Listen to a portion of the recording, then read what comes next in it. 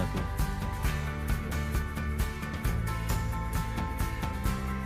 Mohon perhatian Bapak Ibu sekalian, kami beritahukan kepada para peserta seminar dan tamu undangan lainnya untuk dapat menempati tempat di ruang Raja Wali karena acara akan segera kita mulai.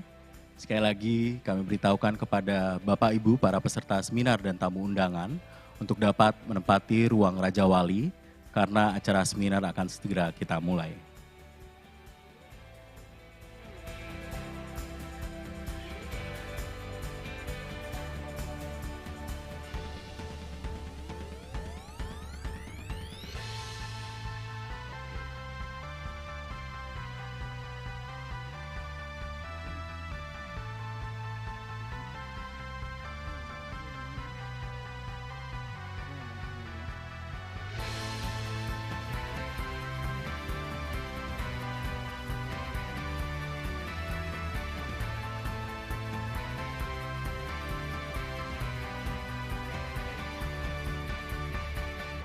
Assalamualaikum warahmatullahi wabarakatuh. Good morning, ladies and gentlemen, distinguished guests. For offline participants, we welcome to be able to enter the event venue and occupy the seats that have been provided. And for participants via online, to be able to active the camera feature and disable the sound feature. We kindly ask you, ladies and gentlemen, to follow the health protocols while still wearing masks, maintaining distance, and using hand sanitizer regularly. And we can inform you that this event can be watched via live streaming on the YouTube channel of the Ministry of Health, the Republic of Indonesia. This seminar was organized by Health Policy Agency, Ministry of Health. We beg you to be able to wait a moment because soon this event will be started. Before we start the agenda, adjust your mobile phone into the silent mode.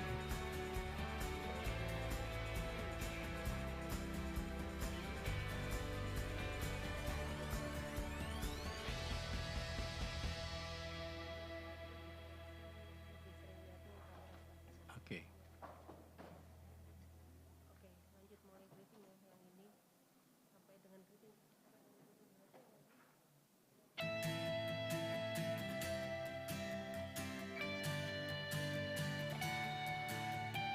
Good morning and a honorable welcome, Deputy Minister for the Health Policy Agency, Mrs. Sarifah Liza Munira, Secretary of Health Policy Agency, Mr. Nana Mulyana, WHO Indonesia, Mr. Roderick Salenga, Health Senior Economist of World Bank, Mr. Delalem Zebebe, Senior Advisor to the Ministry for Public Health Services, Mrs. Prastusi Suwondo, and then Director of the Center for Health Financing and Decentralization Policy, Mrs. Yuli Varianti.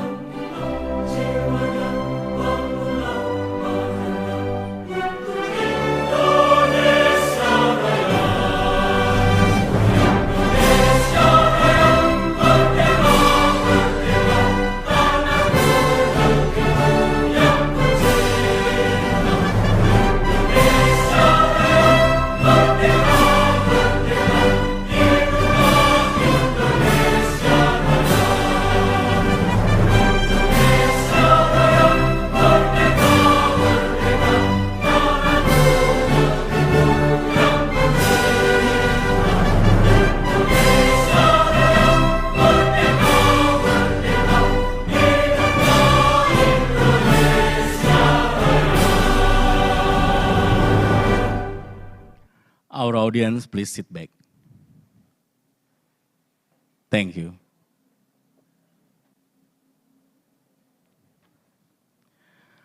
Currently, Ministry of Health, Republic of Indonesia, concerned of health transformation issue, which is mandate on health number regulation number of 13, 2022. Health transformation consists of 6 pillars, and health financing is one of the pillars. In order to support health financing improvement, an effort is needed to strengthen and develop effective and efficient various schemes of health financing. For that reason, Health Policy Agency held this seminar today, the synergy of public and private sector health financing in achieving health transformation aims to obtain overview and input regarding to health financing synergism between public and private various sector. For the smoothing running of the event of this morning, let's read the prayer together according to each other's religions and belief. Pray, we welcome.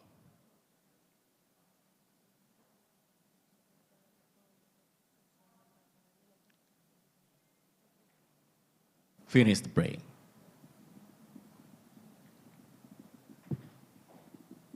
Honorable Vice Minister of Health of the Republic of Indonesia, Professor Dante Saksono Harbuwono, respectful Deputy Minister for Health Policy Agency, Secretary of Health Policy Agency, WHO Indonesia, Health Senior Economist of World Bank, Senior Advisor to the Minister for Public Health Services, Director of Center for Health Financing and Decentralization Policy, Echelon 1 and 2, official within the Ministry of Health, and the whole participant, distinguished guests, ladies and gentlemen. Assalamualaikum warahmatullahi wabarakatuh.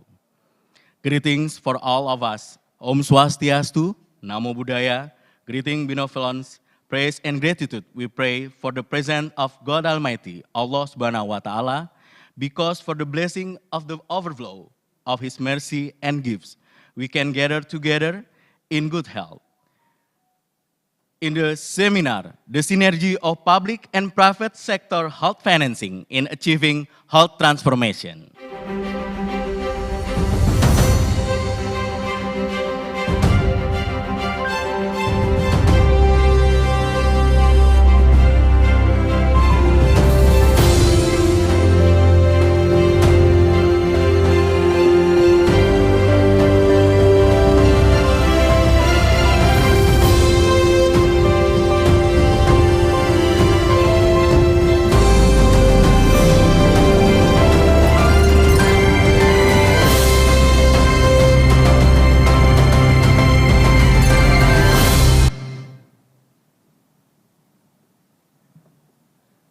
Ladies and gentlemen, please listen to the remarks of the Deputy Minister for Health Policy Agency, Mrs. Sarifah Liza Munulia.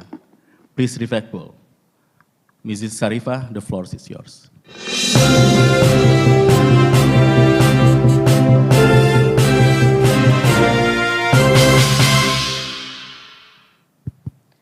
Thank you, Master of Ceremony. Assalamualaikum warahmatullahi wabarakatuh. Selamat pagi, salam sejahtera, Om Swastiastu, Namo Buddhaya, salam kebajikan, salam sehat. Your Excellency, Vice Minister of Health, fellow colleagues from the Ministry of Health, distinguished guests from the Development Planning Agency, Bappenas, Ministry of Finance, Ministry of Home Affairs, Ministry of Social Affairs, and the Ministry of Village Development of Disadvantaged Regions and Transmigration. Representatives from the provincial and district health offices, development partners, our expert panel, representatives of practitioners, private sector, state-owned enterprises, professional associations, and non-government organizations, ladies and gentlemen. Since this is my first external forum as head of BKPK, it's my honor and privilege to welcome you all in person and virtually to our seminar today on the synergy of public and private sector health financing and achieving health transformation. Distinguished guests, ladies and gentlemen, the role that the health sector plays within the overall national development cannot be emphasized enough, especially in light of the current ongoing pandemic. I believe we all now appreciate more than ever the importance of having all components of the nation, from the central government, provincial and district governments, the private sector, and the community, to be on the same page in its awareness, willingness, and ability to live healthily. To achieve this, it is crucial that we accelerate the strengthening of the national health system so that we can achieve a sustainable development that contributes to economic growth and prosperous communities. Health financing as part of the national health system, based on the Presidential Decree 72, 2012, is a holistic activity that includes the efforts to search, allocate, and spend the health funds in order to achieve health and well-being for all. In accordance with Law number 36, 2009 on health, the purpose of health financing is the provision of sustainable health funds that are sufficient, allocated in a fair and equitable manner, and used effectively and efficiently to achieve our health development goals. There is a variety of sources when it comes to health financing, which includes the government, both central and local governments, communities, the private sector, as well as innovative health financing sources. Distinguished guests, ladies and gentlemen, the Minister of Health Decree number 13 2022 on amendments to the Minister of Health Decree number 21 2020 on the strategic plan of the Ministry of Health for 2020 to 2024 mandates health transformation. We are currently in the midst of a large-scale health transformation process, which began ever since the pandemic, as our health system, along with many others around the world, experienced significant challenges and constant changes, requiring us to be resilient. The COVID-19 pandemic has not only had a huge impact on health services, but has also affected the health financing and expenditure patterns in Indonesia. In light of the challenges around health financing, a new strategic plan is needed. We need to strengthen and develop new mechanisms and strategies to finance health in a more effective and efficient manner. These strategies need to encompass the strengthening of health finance planning in the regions, development of public and private partnership schemes, a proportional redistribution of individual health efforts in public and private primary health care, as well as exploring innovative health financing sources and mechanisms. Ladies and gentlemen, distinguished guests, cooperation between the public and private sector is not a new thing in Indonesia. The government has in fact issued various regulations to provide a legal basis and pave the way for establishing and expanding partnerships between the public and private sector in the provision of health services in Indonesia. Utilizing the ever-growing private sector in Indonesia is a strategic decision that can be taken by the Ministry of Health to reduce inequalities in health services across regions in Indonesia. This is also in line with the Ministry of Health's 2022-2024 strategic plan, where the government is working to synergize and strengthen health financing from various sectors, models, and financing schemes. As part of the global community, it is only natural for us, Indonesia, to look at best practices around the world, around the synergy of public and private sector health financing from other countries and or other sectors. Distinguished guests, ladies and gentlemen, the Health Development Policy Agency of the Ministry of Health, Republic of Indonesia, is pleased to host a seminar titled The Synergy of Public Health Financing with the Private Sector in Achieving Health Transformation. This health financing seminar is held as part of a series of events to commemorate the 58th National Health Day, or HKN. Through this meeting, we hope to receive input and ideas as well as lessons learned from other sectors and or other countries on how to best establish health financing synergies between the public and private sector in Indonesia. I express my highest gratitude and appreciation to the speakers and seminar participants, both from the stakeholders, private sector, academics, practitioners, development partners, professional organizations, and the global community. We're very excited to host this seminar, and my sincere hope is that this seminar will provide new ideas and valuable input for transforming health financing in Indonesia. Thank you. Wassalamualaikum warahmatullahi wabarakatuh. Om Santi Santi Santi Om Namo Buddhaya. Semoga Tuhan senantiasa memberkati kita. Salam sehat. Terima kasih. Waalaikumsalam. Thank you, Deputy Minister. And now, ladies and gentlemen, distinguished guests, then let's together listen to the keynote speech from the Vice Minister of Health of the Republic of Indonesia, Professor Dante Saksono Harbuwono. Please respectful, we welcome Her Excellency, Mr. Vice Minister.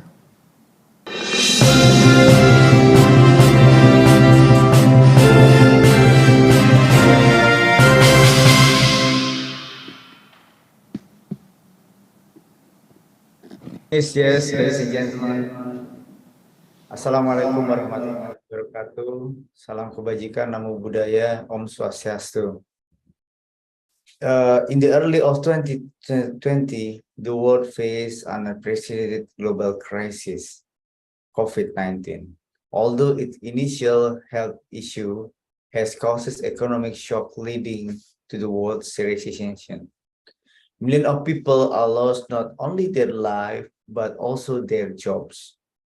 However, this crisis also created a momentum to redesign the global health system architectures, which could improve our resiliency and prepare us for the future outbreak. During the pandemic, there has been a significant increase in the budget spending to cover demand for COVID-19 services and to maintain essential care such as budget for COVID-19 vaccination, funding for expansion is isolation or incentive beds, budget for procuring drug, oxygen, and medical devices. We had to make several changes and improvements to ensure the budget for sufficiency.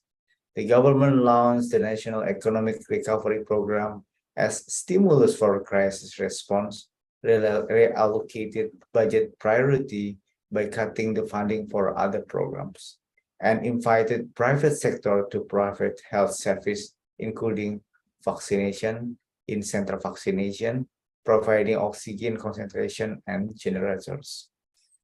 Ladies and gentlemen, having experienced the devastating impact of the pandemic crisis, the Minister of Health is committed to transforming a health system. 6 pillars support transformation. One of them is the health financing pillars. This pillar focusing on the ensuring and the adequacy, equity, effectivity, and efficiency to health system financing. Why transforming health financing essential? One, it because the healthcare costs continue to rise higher than economic growth. We have seen that escalating trend of the healthcare spending far higher than GDP growth in China, Singapore, Thailand, and Australia. Second, that at a certain point, health spending doesn't necessarily increase people's life expectancy. With the same average life expectancy, the health expenditure in US is 10 times higher than in Japan. We believe that transformation cannot be done solely by the government. We need participation from the private sector, particularly in supporting the other pillars. For primary healthcare, we are expanding services. For example, immunizations, early detection, health promotion from 10,000 puskesmas to 300,000 posyandu. For secondary care, we build a network of cancer, heart, stroke, and neuronephrology services. And we listed 31 million investment for medical devices. For several licenses, we had created strategy for domestic manufacturing of vaccines, drugs, medical devices, such as producing the 6th highest consumed drug by volume. Distinguished guests, allow me to close my keynote with a quote. If you want to walk fast, walk alone. And if you want to walk far, walk together. We in the government are motivated to work together with the private sectors in transforming the health system. And we will create the regulation that can ease the participation from the private. I hope this event goes well. Thank you. Assalamualaikum warahmatullahi wabarakatuh. Waalaikumsalam warahmatullahi wabarakatuh. Please give big round of applause to His Excellency Vice Minister. Thank you. For the seminar in the first session, will be guided by Senior Advisor to the Ministry for Public Health Services, Mrs. Prastuti Suwondo, as a moderator. Without further ado, we welcome Mrs. Prastuti Suwondo. The floor is yours.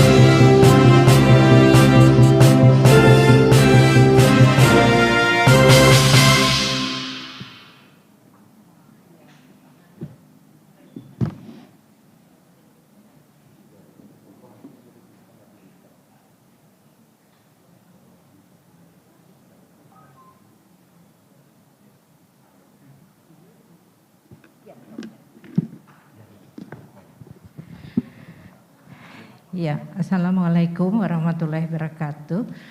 Very good morning, Your Excellency, the Vice Minister of Health, Ibu Lisa, from the head of PKPK. Congratulations for your new appointment. Resource person from development partners, distinguished guests, ladies and gentlemen. We are happy that this morning we will hear to follow up on the opening keynote speaker. We have two resource persons. The first one is Delalem Yilma Zebebe. First, we would like to read your biography for in a short version. So Delalem is the senior economist in the health, nutrition, and population global practice in the World Bank. And he works on the field of health financing and currently a co-lead of the bank operational and analytical engagement of the health insurance and universal health coverage in Indonesia. So he joined the bank in 2015, yeah, as a young professional. You still look young. Before moving to Jakarta, the office of the World Bank, Delalem was based in Washington, D.C. and worked in the South Asia region in the Global Human Capital Projection team and also in the Africa region. So his World Bank experience include teaching and research at different universities. So Delalem is a master degree in economic of developing from the Erasmus University Rotterdam, and then advanced master international development from the Radboud University Nijmegen, the Netherlands, and then bachelor degree in economic. So he has a very strong background in economics, and we would like to hear your presentation with regards to the global health financing trend. I think the times is yours, Delalem.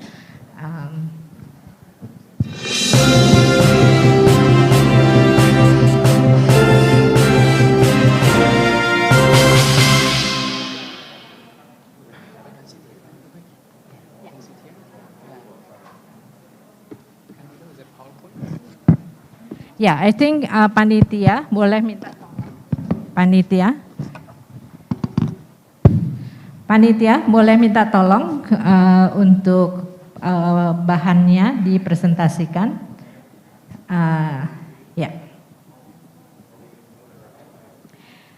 Yeah. While we wait for the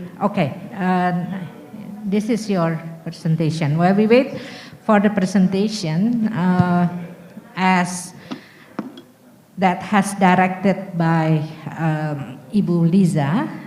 So the purpose of this in this meeting is we would like to obtain inputs, yeah, for the global, for the health financing trend with regards to the transformation, the health transformation that we are undergone. So time is yours, Zelalem, please. Selamat pagi semua. Again, it's a great pleasure to be here today. Your Excellencies, Vice Minister, Director of BKBK, Dr. Sharifa, and all. Very pleased to be here today on behalf of the World Bank to do a very short presentation on global health financing trends, which is a topic that I was given to prepare on. I think the objective of this short presentation would be for me to just highlight where the world is across income groups in terms of health financing, the composition of health financing and trends, and try to really locate where Indonesia is across different indicators of health financing. Just to begin with, perhaps as a reminder on health financing as a broader concept, what we are talking about. This usually refers to different functions of health financing and revenue mobilization, risk pooling from the rich to the poor, from the healthy to unhealthy, etc., as well as the purchasing functions of health financing and provider payment systems. I think these are the critical, of course, topics whenever we talk about health financing. Ideally, revenue mobilization modalities would ensure sufficiency, the adequacy of health financing, sustainability of the revenue sources, whether it's public or private, as well as the efficiency and equitability of the financing source. This would be, I think, the focus of today's topic, but we are also highly interested in making sure that whenever we talk about revenue mobilization, we also think about risk pooling, right? And whether or not there is an equitable and a more efficient way of pooling health risks. Do we define, benefit package explicitly and commensurate with, the amount of resources that is collected and the service delivery capacity within a health system? So, it's not just the amount of health financing. It's not, how much US dollars is collected through different sources, but the way it is done, the way that revenue is mobilized, and the way it's allocated is a critical, of course, component of universal health coverage. And just as a reminder as we navigate through the discussion today. I know the focus is more today on the revenue sharing, revenue raising modalities, and one can identify at least 6 major revenue raising modalities. General taxation being prominent one. We have social health insurance, which is more earmarked. External source of financing, which is more common in low-income countries particularly. Voluntary health insurance, which is a mechanism where you allow people to take private health insurance on a voluntary basis. And of course, the most inefficient and inequitable source of financing healthcare, out-of-pocket payments, and other category. And the other category mostly speaks to the role of non-governmental organizations, philanthropic organizations, etc. And this is something that might be of importance for today's discussion too. Of all these 6 revenue-raising modalities, general taxation, social health insurance, and external source of financing are key for universal health coverage, and particularly for middle-income country like Indonesia, general taxation and social health insurance play a very critical role as external source of financing are not that prominent. And I think a good reminder for us is that there is no one country that just solely relies on one source of revenue raising modality, but we often see quite a combination of social health insurance, general taxation, and other source of financing, including private source of financing. And this hybrid form is prominent across income groups, whether it is high-income countries, middle-income countries, or low-income countries. To just provide you with a few data pointers which might be important for our discussion today. Here I'm presenting you the total current health spending per capita, public plus private, across different income groups, and focusing on where Indonesia is located currently as a new country who has joined the upper middle income group. As you can see, current health spending per capita ranges from $34 in low-income countries to as high as $5,741 US on average. And the difference is more than 100 times across income groups. And an upper middle income country, the average is about $553 US, which is substantially, of course, higher than what Indonesia currently spends on health. The average in 2020, the amount in 2020 in Indonesia being 120, which is substantially lower than, of course, current health spending per capita for its income group. As a share of GDP, again, we see quite a bit of variation in high-income countries. About more than 11% of GDP is spent on healthcare, which is very, substantial. And there is quite a lot of variation, as I will show you later on, even among high-income countries on the share of GDP that's spent on healthcare. A key takeaway from this table is also the public-private split. As you can see, in both upper middle-income countries and in high-income countries, the public share of current health spending is more than 50%. In high-income countries, it goes all the way to 67% of current health spending. So the prominent source is actually public health spending. We cannot overstate the importance of the public sector in financing healthcare. And of course, when we talk about public health spending, we're talking about general taxation as one source, social health insurance, which is what we have here as JKN, as well as external sources that are channeled through the government system, right? So the public share of current health spending in high-income countries is much higher than low-income countries, but even in low-income countries, as you can see here, about 36% of current health spending comes from the public sector. The rest comes from private sector, but within private sector, there is a distinction what needs to make between out-of-pocket payments that individuals will have to pay when they seek health services versus the mechanisms that actually allow the pooling of resources across different risk groups, voluntary health insurance being a prominent part here. And of course, out-of-pocket payment is not something that one would encourage. As I said, it's the most inequitable and efficient source of financing healthcare. But in low-income countries, this constitutes about 2/5, about 41% of current health spending. And it's much lower, of course, in high-income countries, as low as 16%. And I know Indonesia has made considerable progress in terms of this indicator, thanks to the consolidation of the different insurance schemes into JKN in 2014. We've seen reduction of the share of out-of-pocket spending to 32%.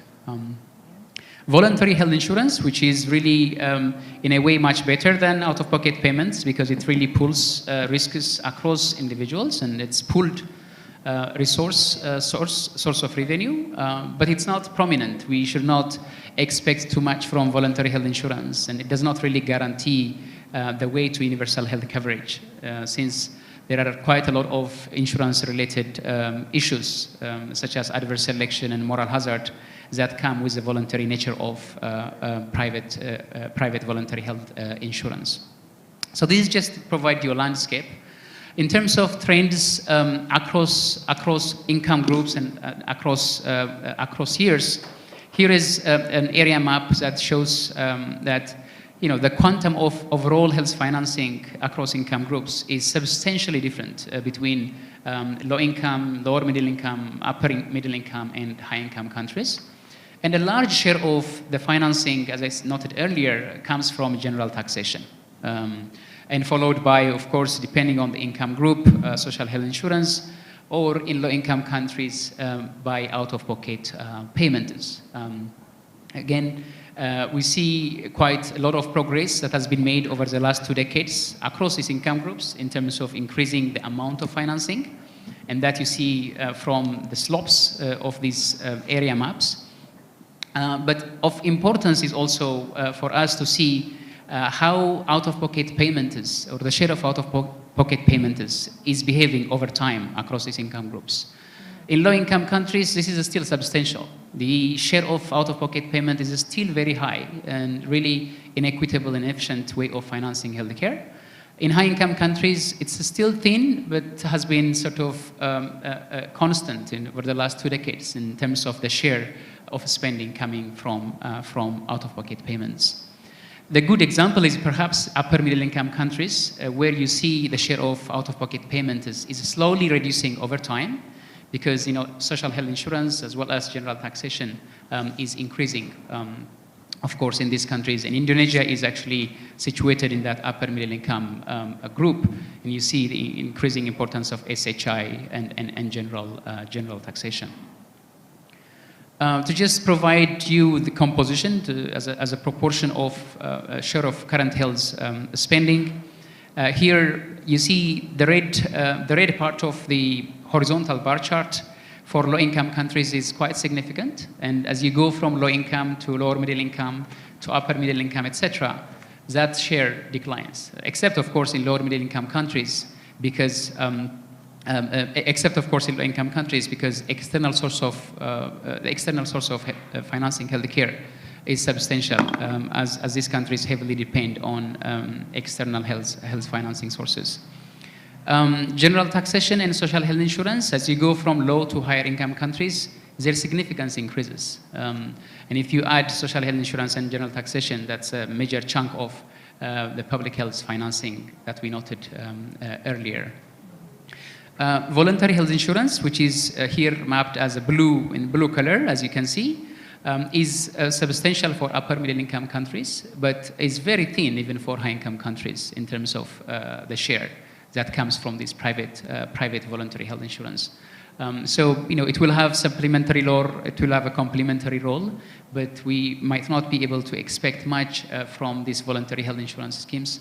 And they're often also come with their own issues in terms of adverse selection and moral hazard, and who would be able to also take up this source of financing. I just wanted to highlight perhaps a few comparisons for Indonesia on the right side here, for us to also see the spread of social health insurance versus general taxation.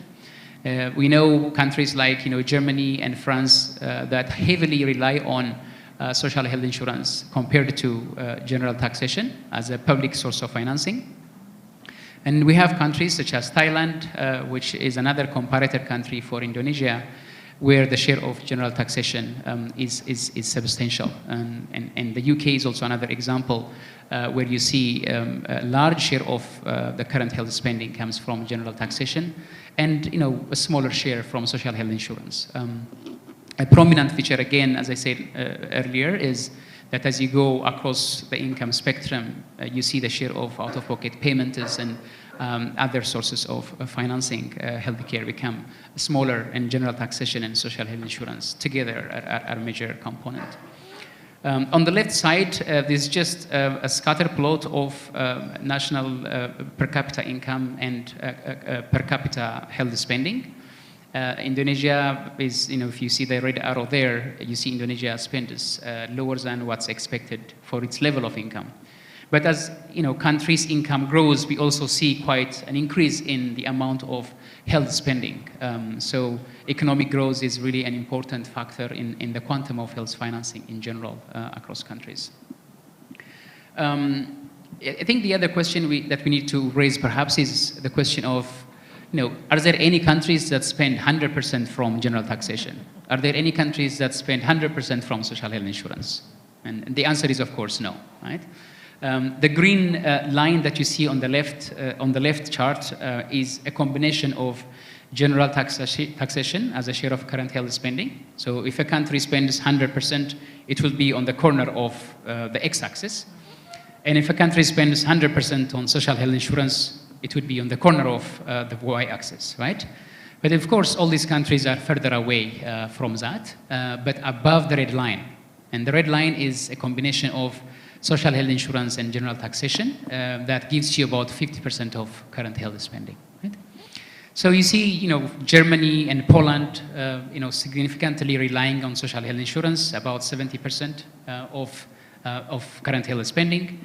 And you have the United Kingdom and Thailand that spend quite a lot of their health spending coming from general taxation.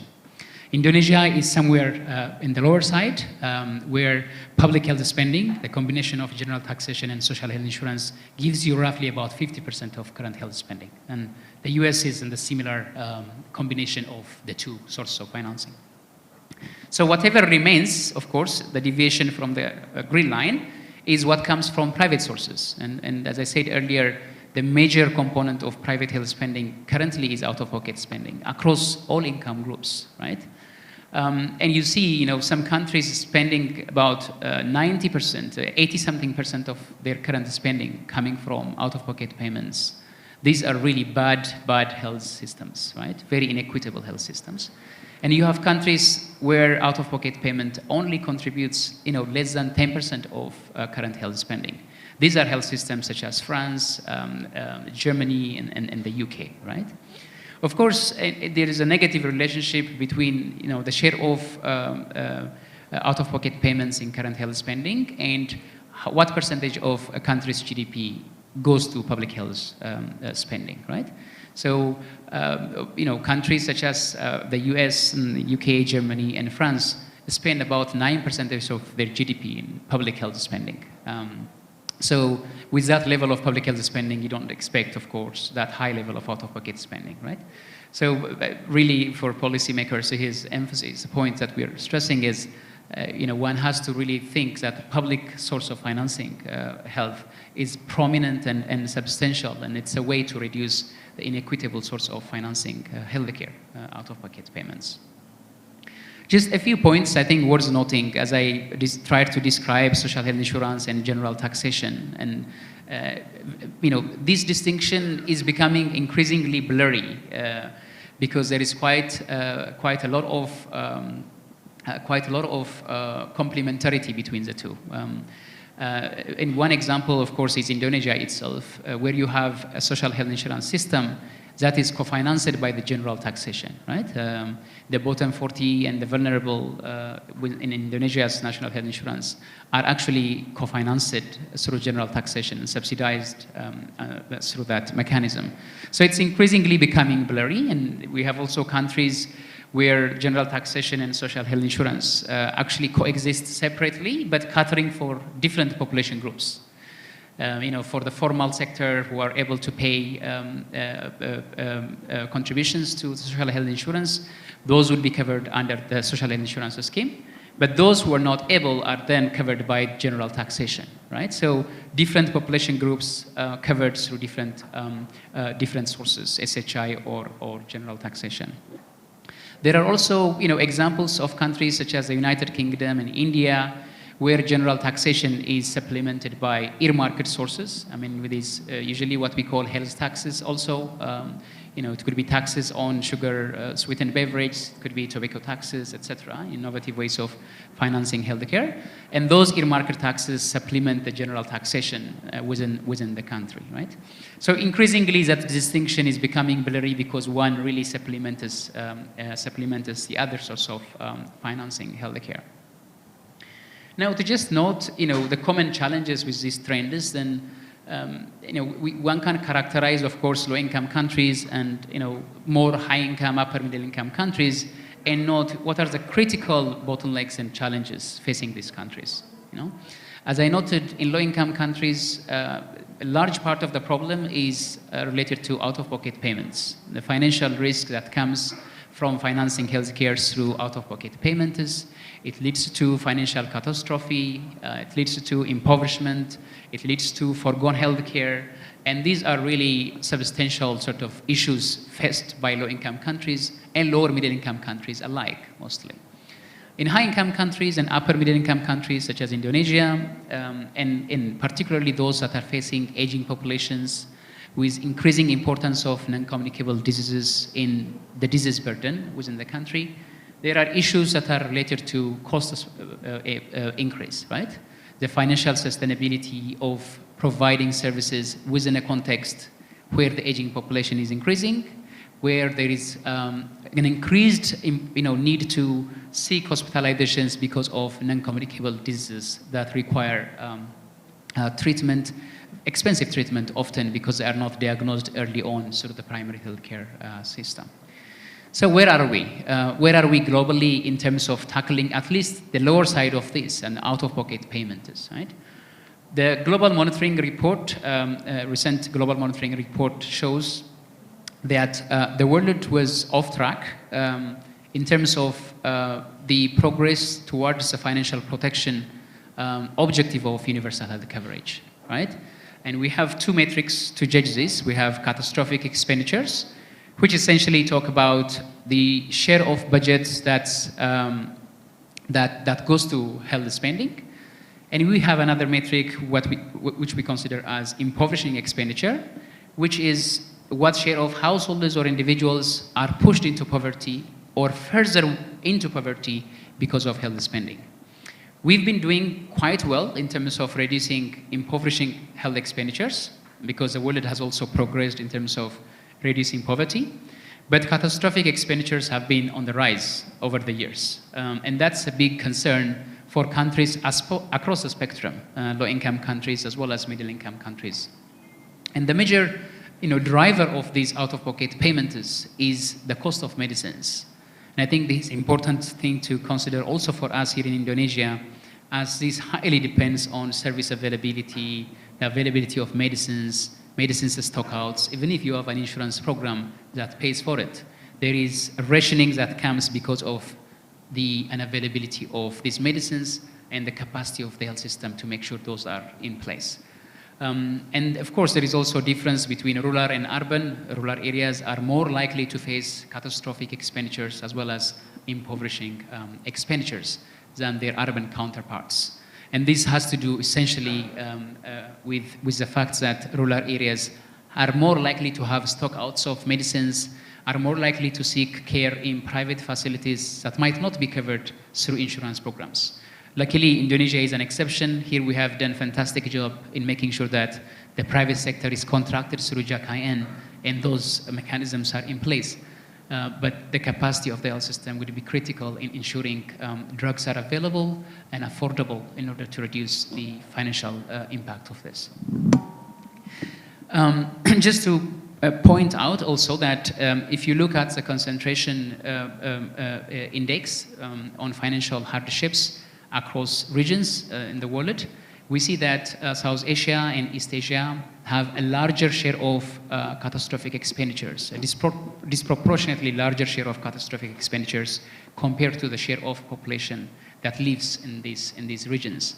And I know we have managed in Indonesia to reduce out-of-pocket payments substantially, but the level is still high, at par with maybe the income group, but substantially high than what one would like in a health system in a country. Just a few points to note that the way to really tackle out-of-pocket payments and ensure the adequacy of health spending depends on three factors. One is the share of expenditure that's dedicated to health, the prioritization of the health sector. The second is government's capacity to finance healthcare by mobilizing enough resources, which is government expenditure as a share of GDP. And the third one is economic growth. And it's a multiplication of these per capita GDP and the share of health in the budget and the share of GDP that goes to the budget that gives us per capita public health spending. As I will note in the next few slides, the number for Indonesia, if you look at, going backwards. The number for Indonesia shows that we are constrained in our capacity to increase public health spending in Indonesia because for one thing, the revenue mobilization in Indonesia is much lower than countries, comparator countries, right? Indonesia mobilizes only 14% of its GDP in revenues and spends about 16% with 2% deficits, right? And most countries are able to increase public health spending because they are able to mobilize quite a larger share of their GDP by way of resource mobilization. And this chart here shows you across different income groups what share of revenue, what share of the GDP is mobilized through tax and non-tax revenues. And Indonesia, as you can see, is in the bottom part of that vertical line on the right-hand side of this chart, at about 14% of GDP. And countries such as India, Egypt, Philippines, and Vietnam, who are lower middle-income countries, are able to actually mobilize significantly higher share of GDP in revenues. And this difference is actually a big constraint for reducing, for increasing public health spending, because per capita public health spending depends on the three indicators that I noted earlier. And again, just by way of comparison, you can see Germany, for example, spends more than 55% of its GDP, right? Running a little bit of deficit, but a large part of it coming from tax and non-tax revenues.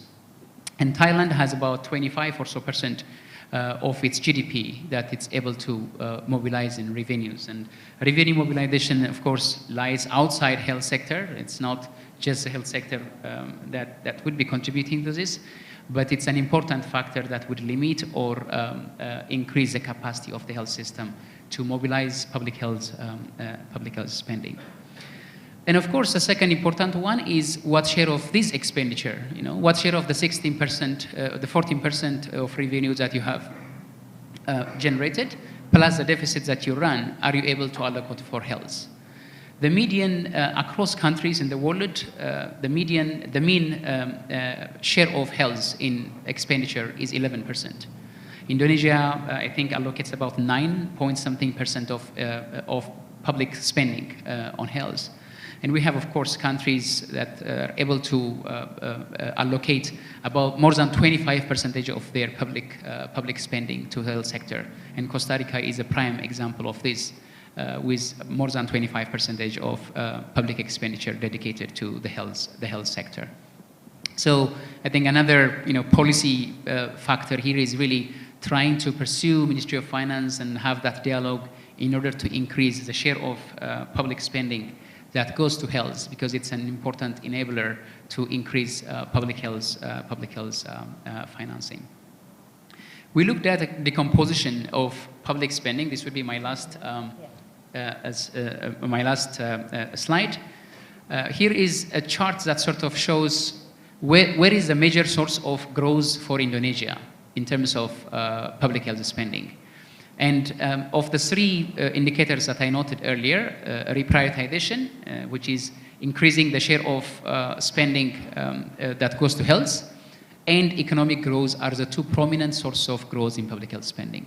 A major constraint that did not really contribute much is total government spending, because that's really a function of revenues that will be mobilized, and the level of revenue mobilized in Indonesia is significantly low. So I think it's not just about up to the health sector. It's more system-wide macro-fiscal factors that really contribute to increasing the possibility of expanding public health financing. I think this is just a summary of what I have noted earlier, but just to stress that general taxation and social health insurance are key for universal health coverage. The private sector can play a supplementary role, particularly voluntary health insurance can play a supplementary role for the better off to seek expanded coverage above what's covered through general taxation or social health insurance. But one should not, of course, split the risk pool that's already there. And I think a very significant part of the success in the JAKAIN program is the ability to create one large single pool that includes the rich and the poor. And it's important that we keep the rich within the social health insurance itself, so we don't lose the elite who are really critical from political economy perspective to ensure increased reforms in insurance programs.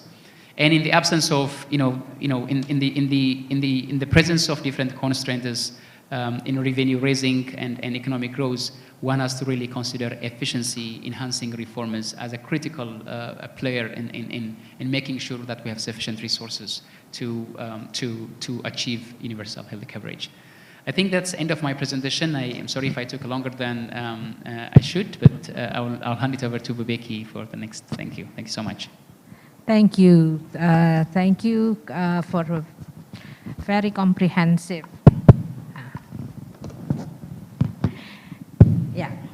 Thank you for a very comprehensive presentation, Delalem. I think you cover in many aspects. You start by reminding us the most important thing is the way we mobilize, and then the way we allocate and what kind of modalities is very important. Risk pooling has become one of the angles to see in respect to the health financing. And then you start by looking at the variation of countries in respect to indicators like GDP, sharing GDP, and then public sharing, and then public spending. But the most important thing is there is no country finance 100% from tax, and nor countries finance 100% from the private. So what's important is the balance, the balance. And then he also mentioned that Indonesia is about 50% from tax and another 50% from the social health insurance from the public spending. Is that what you mentioned? So the public spending is very important, but again, he also mentioned that the role of private sectors is also important.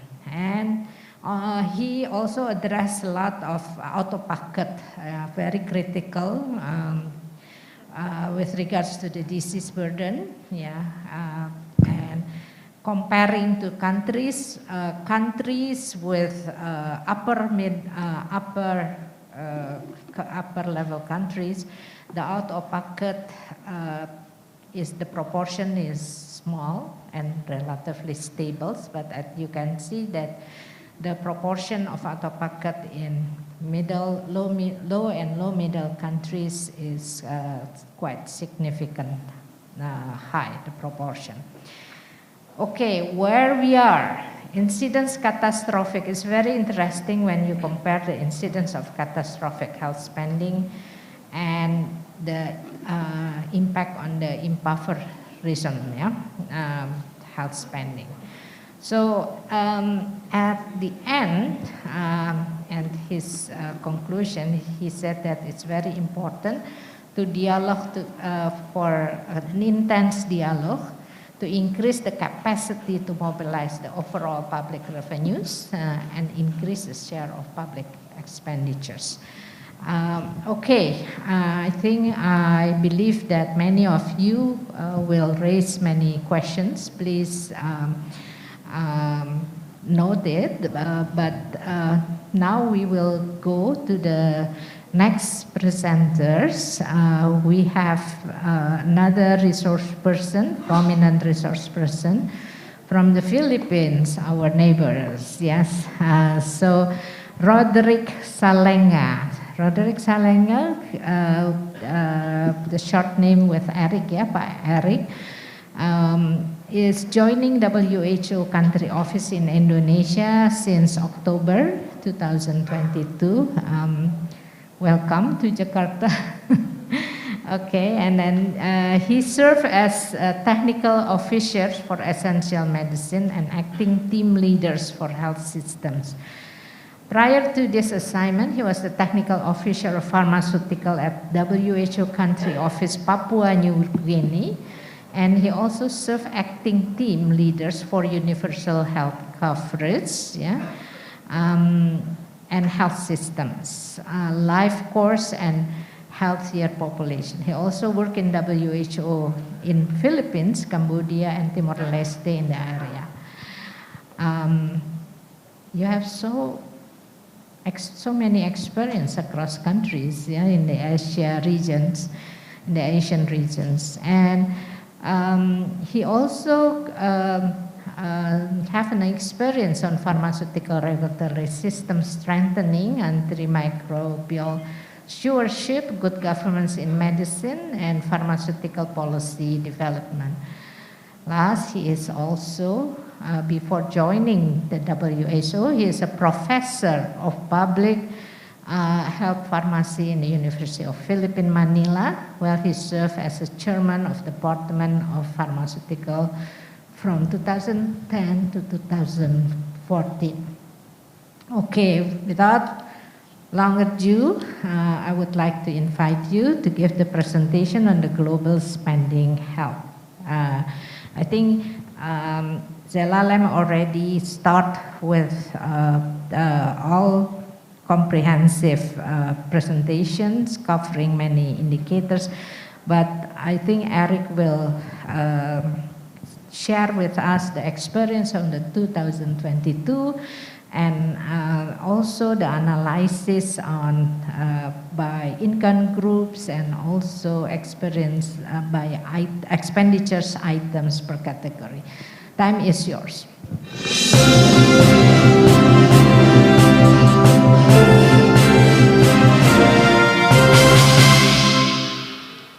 Salamat pagi. Good morning to all of you. First of all, I'd like to say thank you to our chair, Ibu Becky. Thank you very much. And we'd like to thank the government of Indonesia for this opportunity to present. We are very pleased to join you on this very important webinar. So for today, I am tasked to talk about the global health financing trends.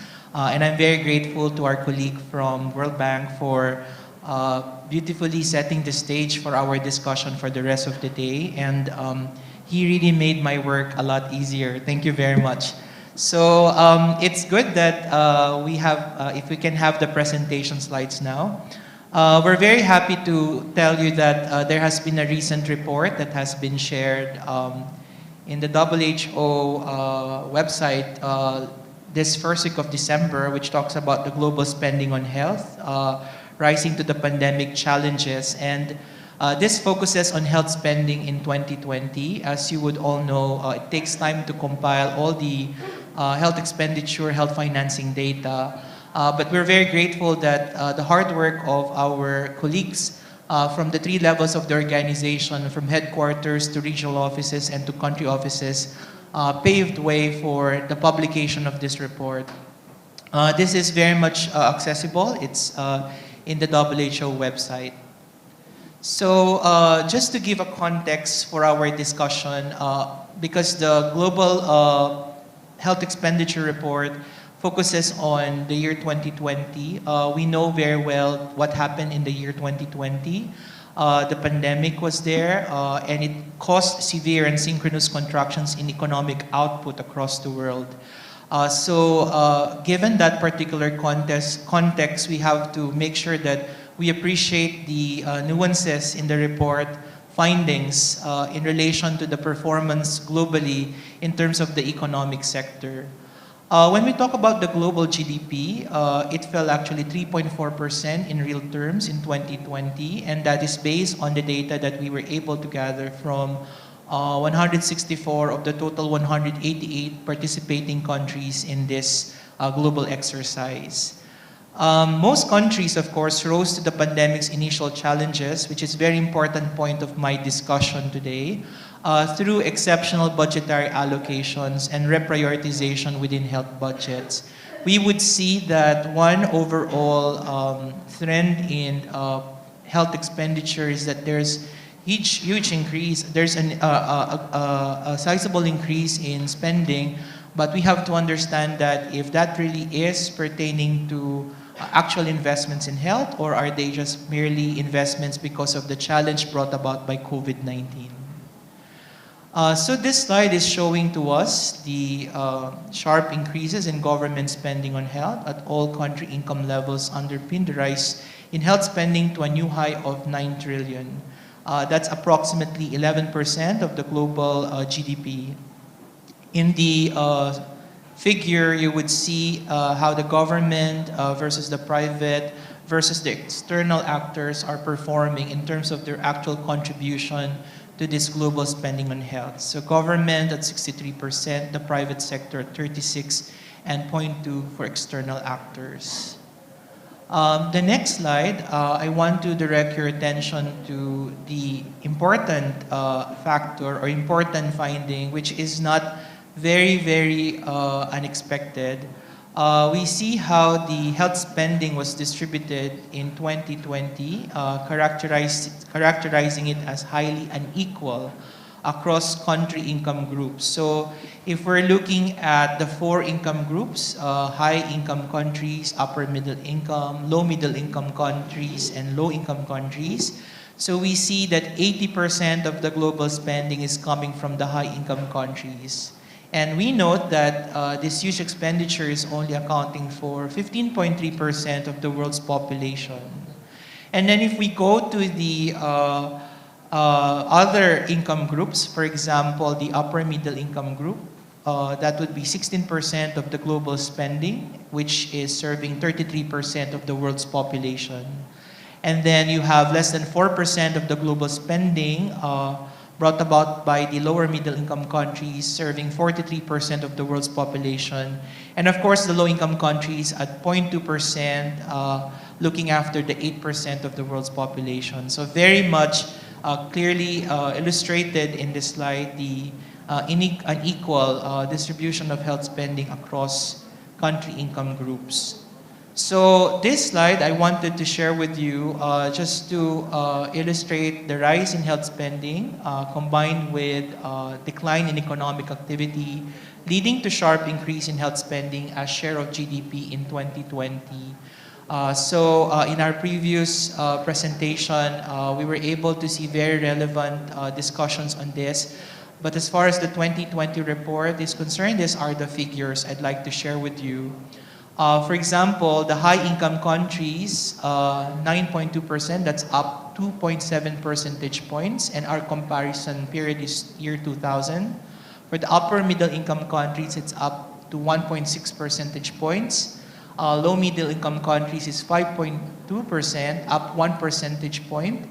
However, the low-income countries, you would see there in red line, it's at 6.2%, but it's below the peak in 2016.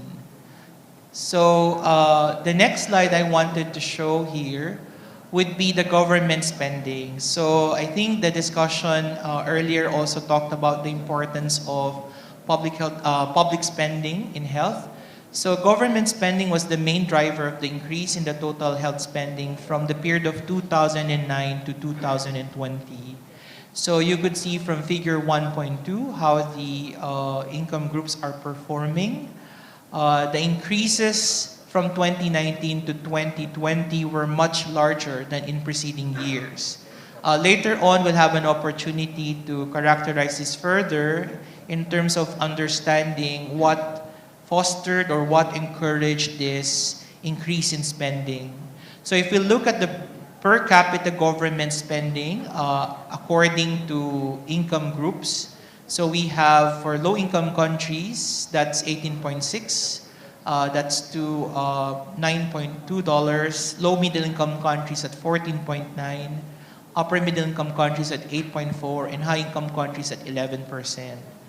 Maybe at this point in time, I can reiterate that, of course, the data has its own limitations. Of course, it depended much on the participation of the countries or member states. And of course, it also depended on the quality and completeness of the data provided to the organization.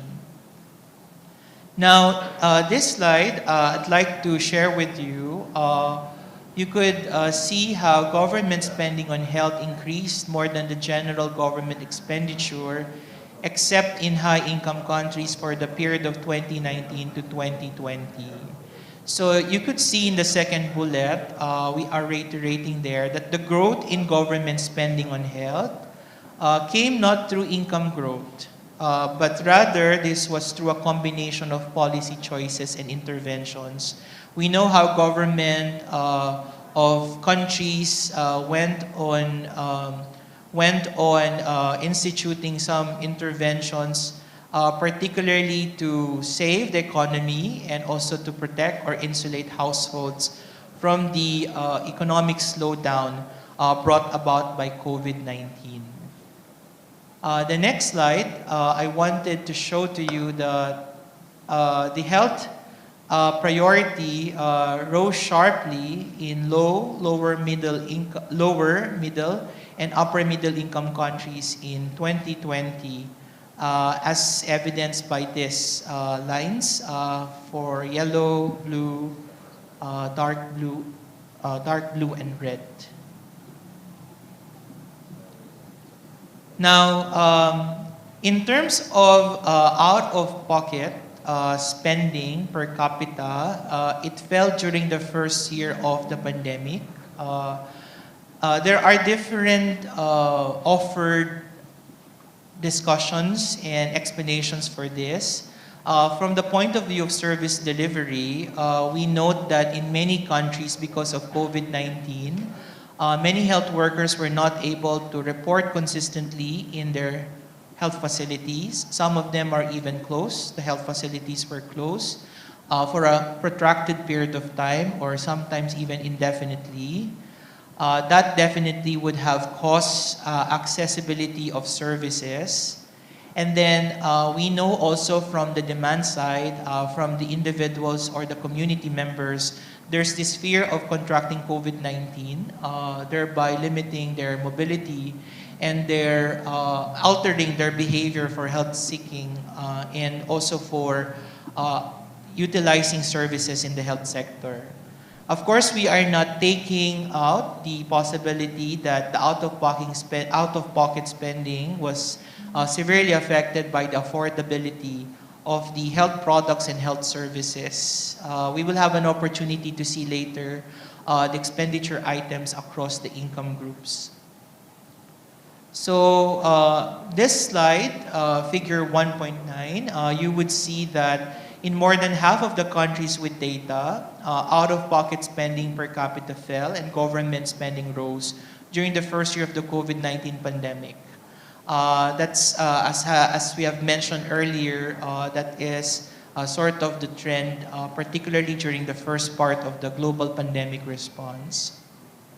But that does not show, or that does not eliminate the possibility that other countries also have performed differently or behaved differently. For example, there were instances where some governments, even if they have increased their spending, they have still increased out-of-pocket spending as well. The next slide, I'd like to quickly just go over this one. Maybe we are interested, like how exactly governments or member states spend on the funding or spend on the resources when it comes to health and health services. So here we'd like to present the expenditure items, or basically the categories of services or products, where we have used the resources. So you would see that the categories are as follows: inpatient care, outpatient care, medical goods, preventive care, health systems governance and administration, and others. So you would see that there's a lot of spending that went into outpatient care across the income groups, okay? And there is also a sizable amount that went into inpatient care. And then you would see that medical goods, which we will have an opportunity to look at later, is also an important group of expenditure for the member states in the last few months. Okay. Now, the next slide, because not all countries are able to provide comprehensive data, so we're just working on the available responses from the participant member states. So we're looking at the data now coming from 94 countries. Maybe this is something that's very interesting for Indonesia, given that we have the transformation agenda. So we're looking at how member states behave in terms of their spending on primary health care. So spending on primary health care in 2019 amounted to half of the total health spending on average And that differed by income group, no? And maybe the question would be, where did it go? Where much of this went? Well, the largest share went to unspecialized outpatient care. And you would see here, for example, for the low-income countries, low middle income, upper middle income, and high income, consistently across these income groups, the bulk is spent on unspecialized patient care. Interestingly, also there was a comment made by by our colleague from World Bank on medical goods. That's an important discussion, and I'm glad that that has been raised. Particularly, my primary area of work is in essential medicines. That is an important contributor of all this spending. Only eclipsed as a second placer by preventative care in low-income countries, which comes second. But the rest, it comes in as the second most important contributor, or the item where we spend most of our resources. Now, the next slide, we'll just look at donor spending. This might not be very relevant at this point in time for Indonesia because much of the spending on health is coming from the government itself.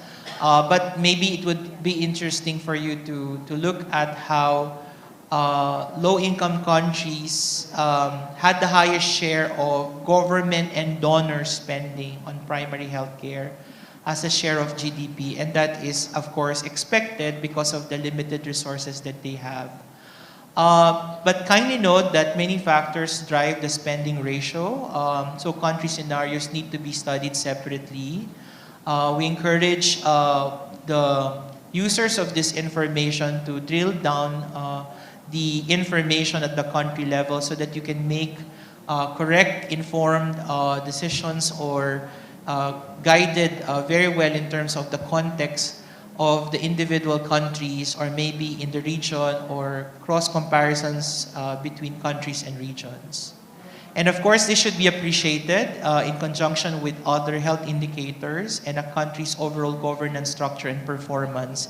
I just wanted to note that in many countries, so much resources have been used not on health items per se, but more on governance. So this is very much evident in countries where the health systems are weak. So these are also the scenarios in countries where you have a very fragmented service delivery, where you have very poor coordination across the government institutions handling or delivering services for health.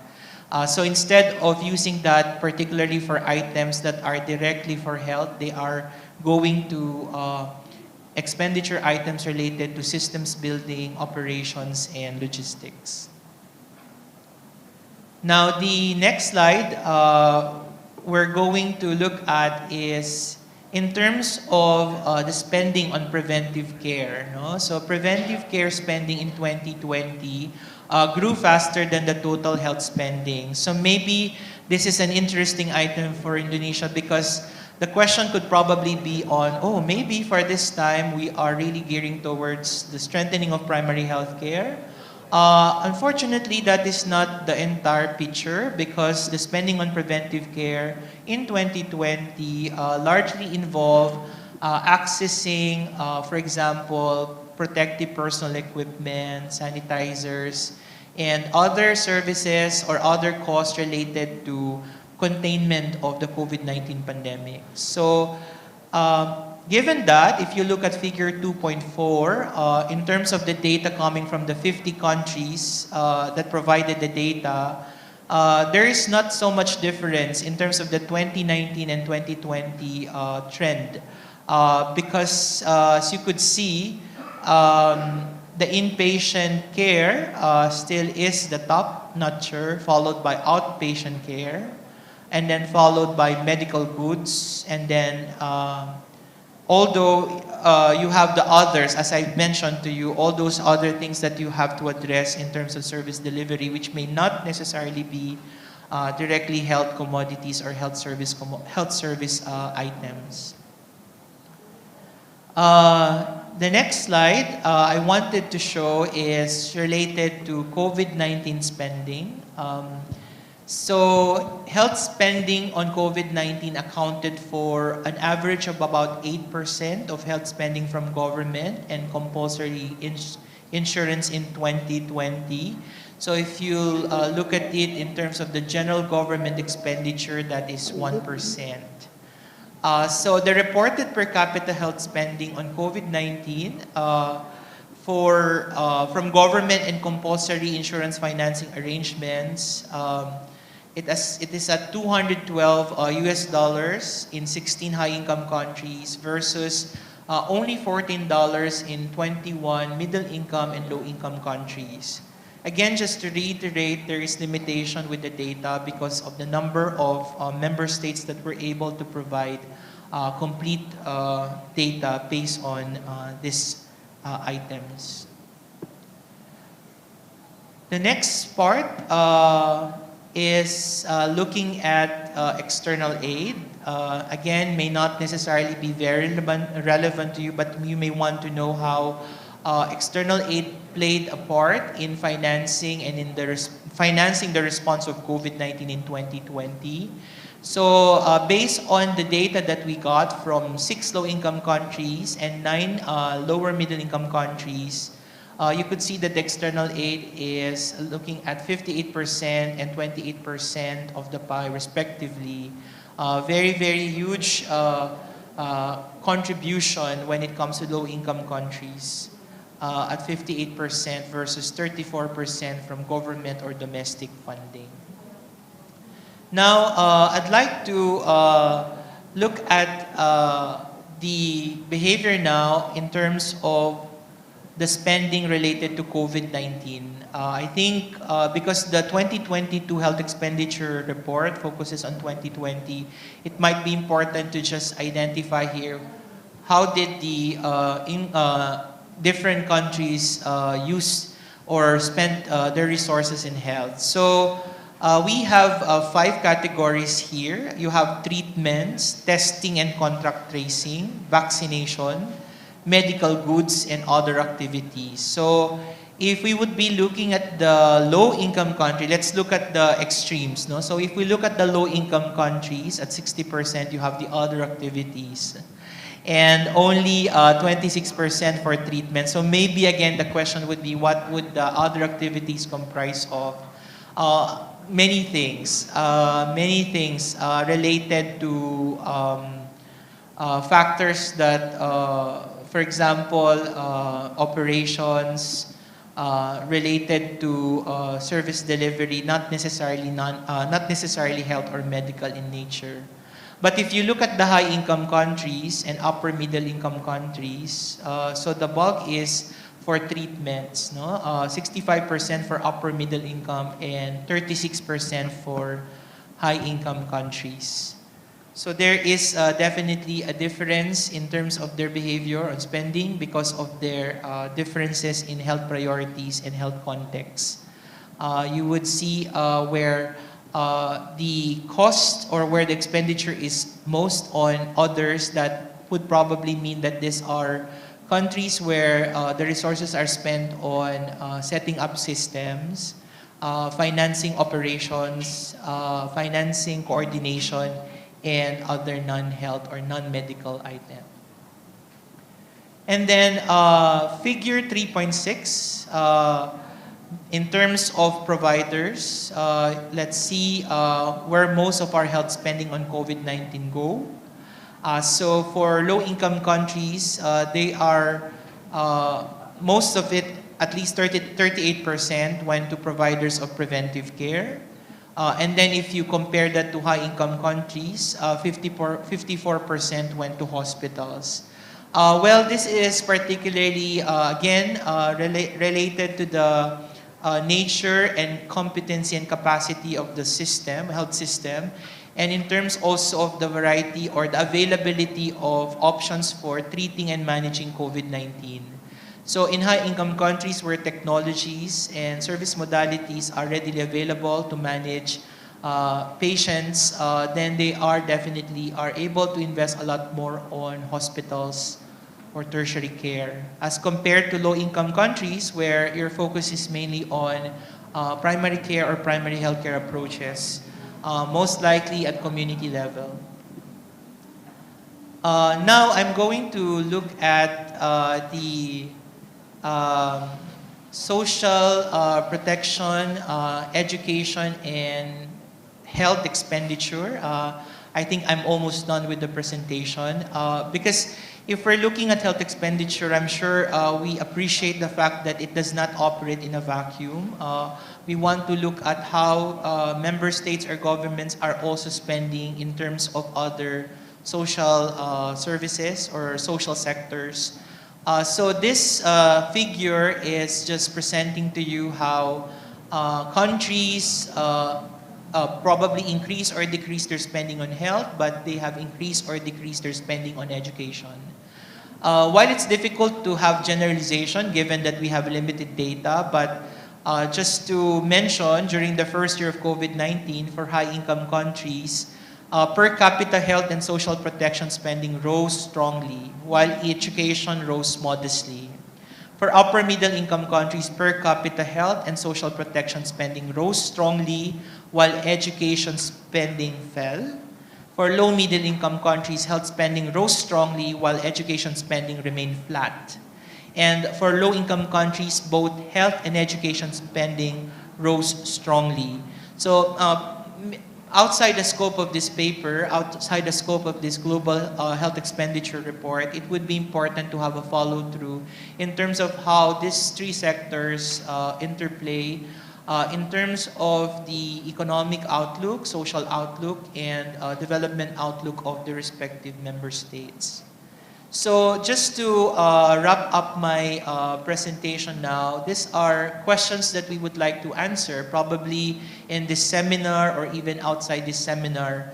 Like number one, to what extent can government sustain higher public spending on health? We've seen that there is an increase in spending, also in other social sectors.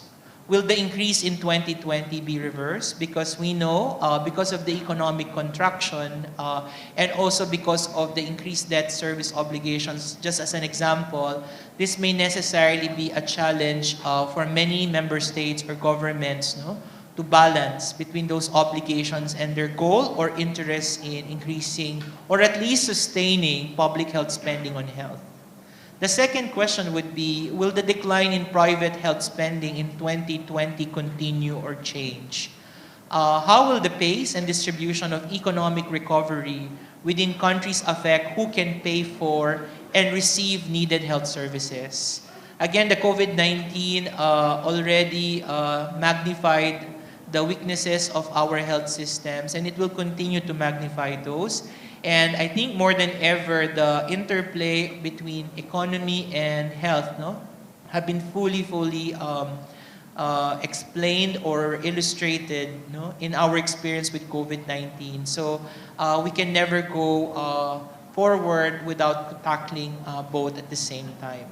And then third, to what extent will government efforts to support vulnerable groups enable service use while protecting against out-of-pocket spending? And finally, how will levels and distribution of external assistance of global public goods and country-level development assistance change given the fiscal challenges facing many high-income countries? And I guess that's the reason why the theme of this seminar on the synergy between private and public resources would be very important in terms of the healthcare financing. So I think I should end here, and I think we will have an opportunity to answer your questions should there be any. Again, thank you very much, Madam Chair. Thank you. Thank you. Please give us a round of applause, please. Yeah, thank you. Thank you so much, Eric, yeah, for the presentation. I think you're adding more flavor to the health financing in overall. So Eric,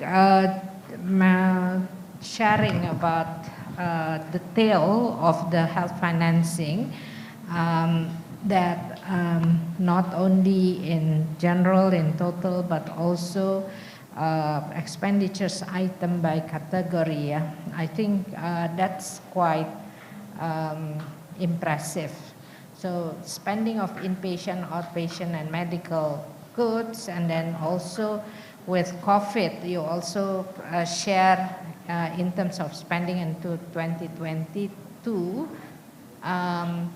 category by treatments, tests, and contact tracing, vaccination, medical goods, and COVID analysis by providers also. That's things I think in the health spending of Indonesia, in the health account, I think we should also provide this kind of information. Yeah?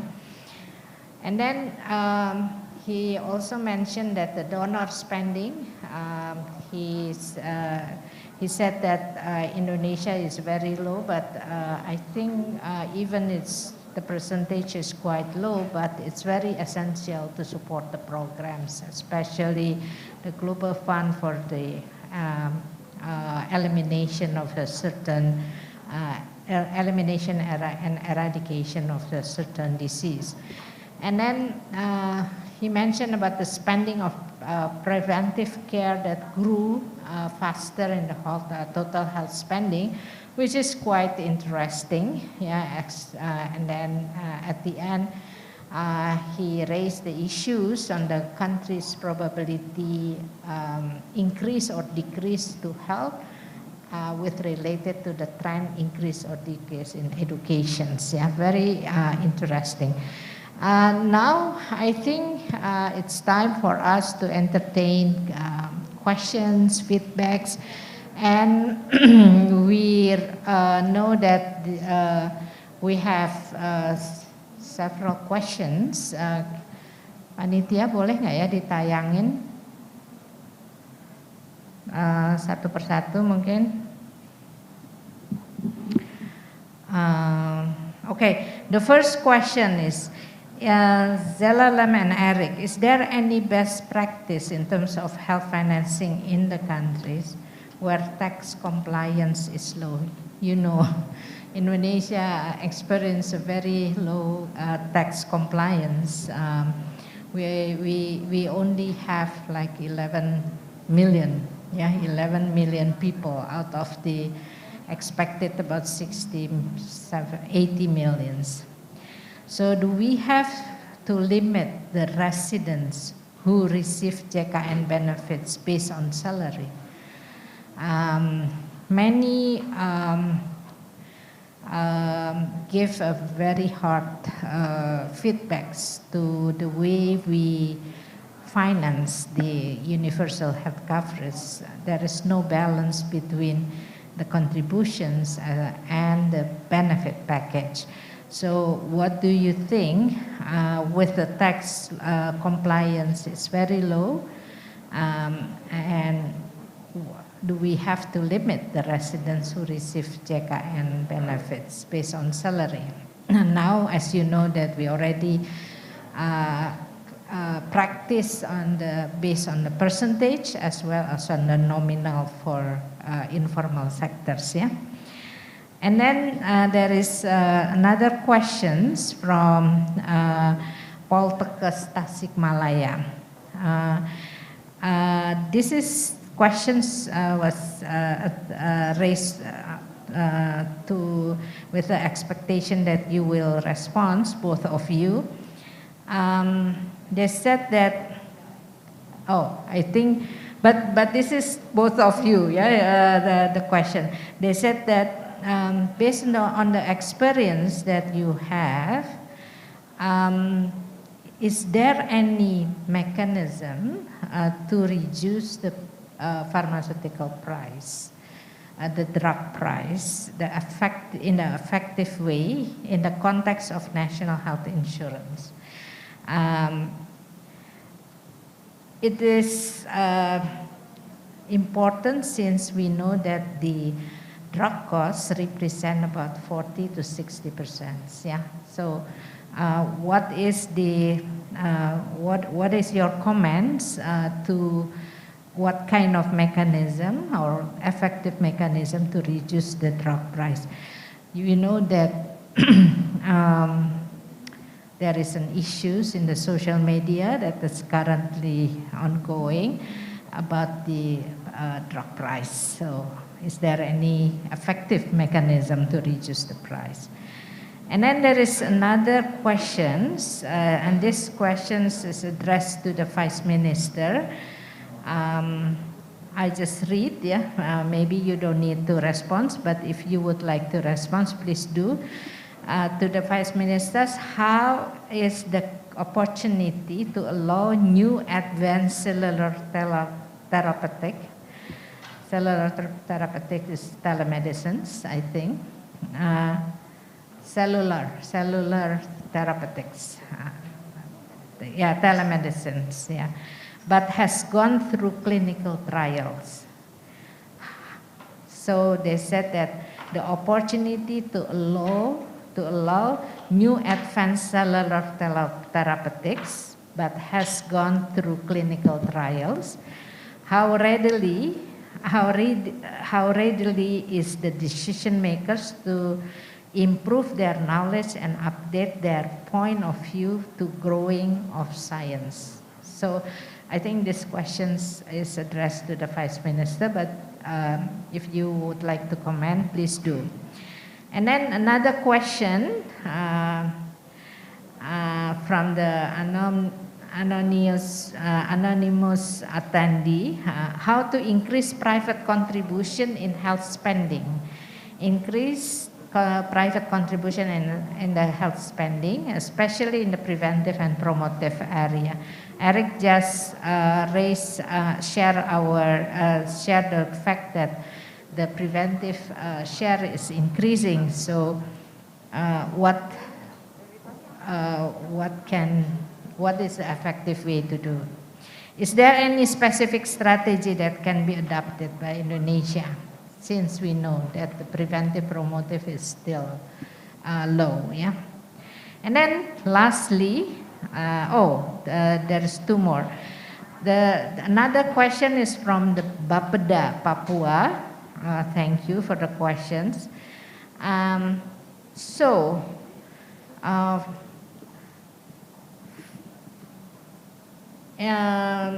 What do you think Indonesia, with the economic condition and the total population, the highest population, the third rank of population with the composition benchmark, where we should benchmark to what countries? The health spending where preventive is much more higher than curative. What should be pushed, to improve the health indicators in general? And then there is also the last question is from Edward from Tingwell. Well, there is a significant increase in health spending during the pandemic. How do you see this moving forward as we move away from the acute phase of pandemic?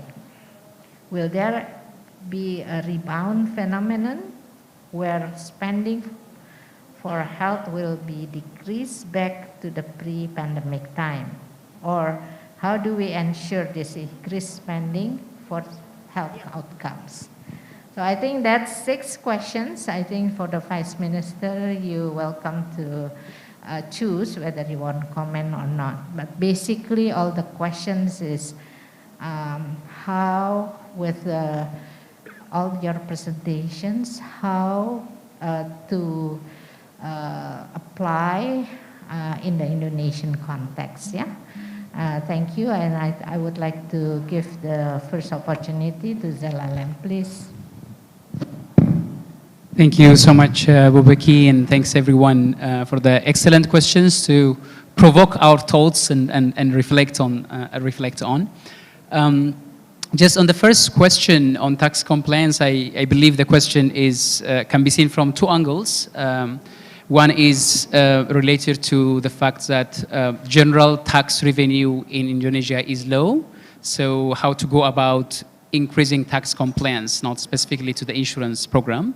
The second way to look at it is compliance to contribution payment under JACAIN for the informal sector, which is, I think, the critical part of the sustainability of the insurance program. I don't work that much on tax issues in general, but I believe in most countries where there is a huge challenge of tax collection, it mostly is related to the fact that we have a very big informal sector. And Indonesia is not an exception in this regard. About 75, I think, % of the population works in the informal sector. So it's very difficult indeed to ensure, very large, I think 3/4, if I remember correctly, my reading of it.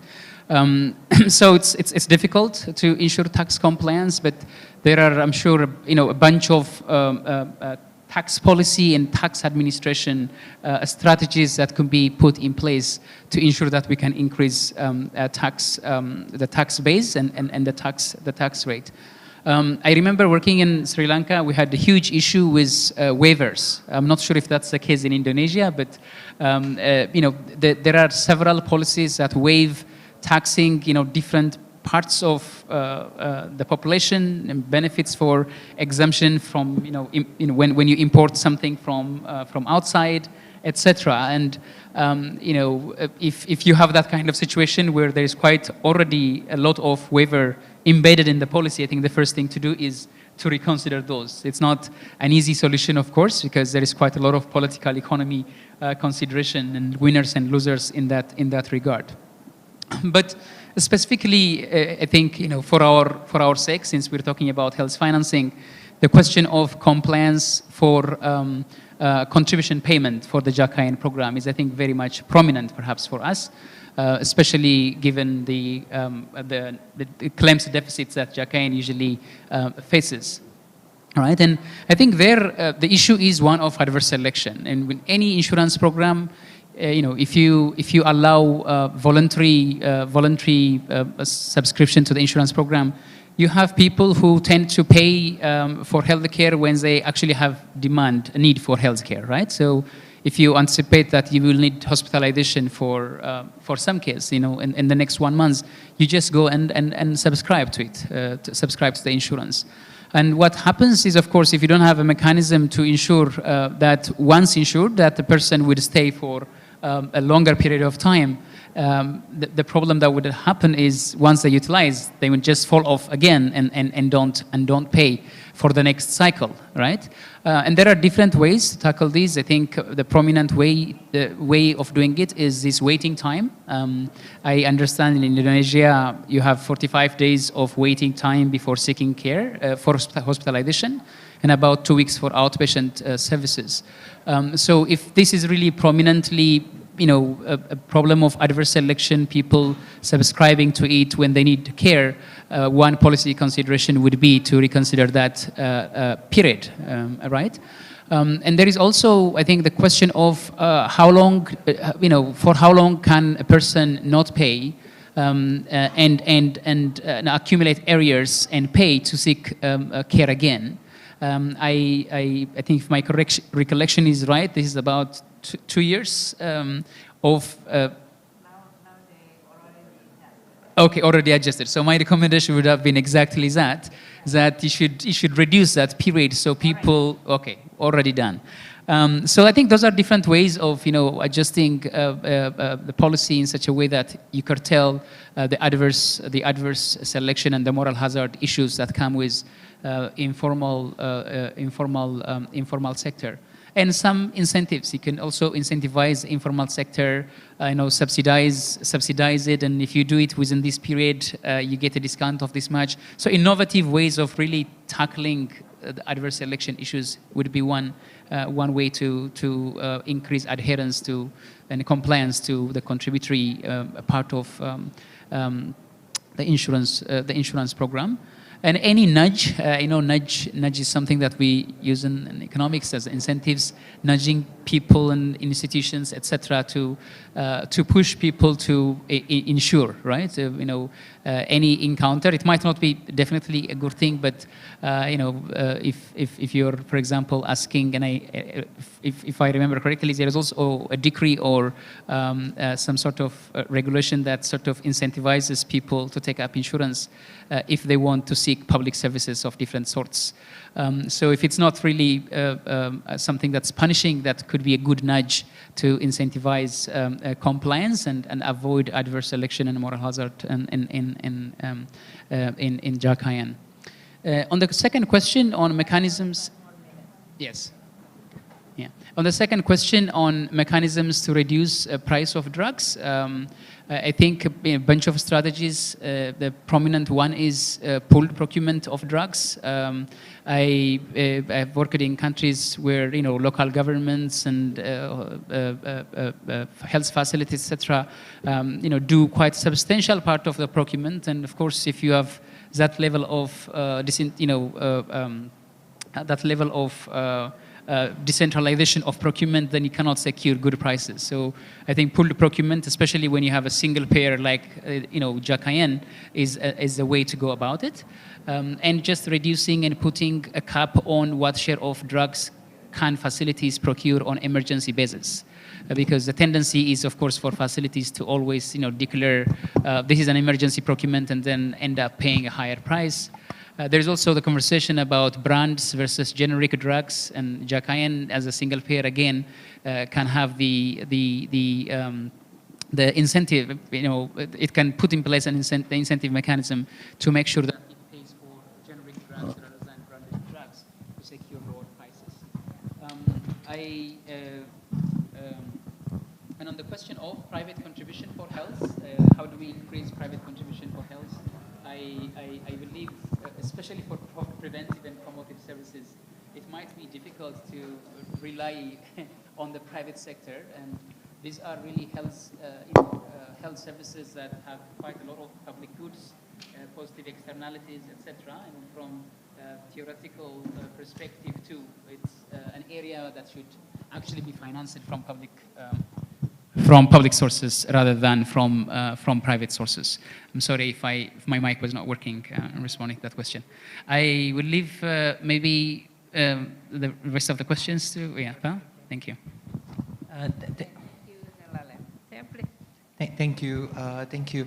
So maybe for the first question, I wouldn't elaborate on that, except that a focus on the question whether we would be redesigning the packages in terms of how much they're able to contribute. I think we just have to review again the very concept of universal health coverage. Solidarity is key. It's the idea of leaving no one behind. And that would mean that we are very much capitalizing on the idea of health as a human right. So regardless of religion, sex, or economic standing, people should be able to access essential health services. So I think that is something that should be embedded in all the thought processes related to the design of generation of resources to fund health financing in the public sector. So that's just one comment I want to make.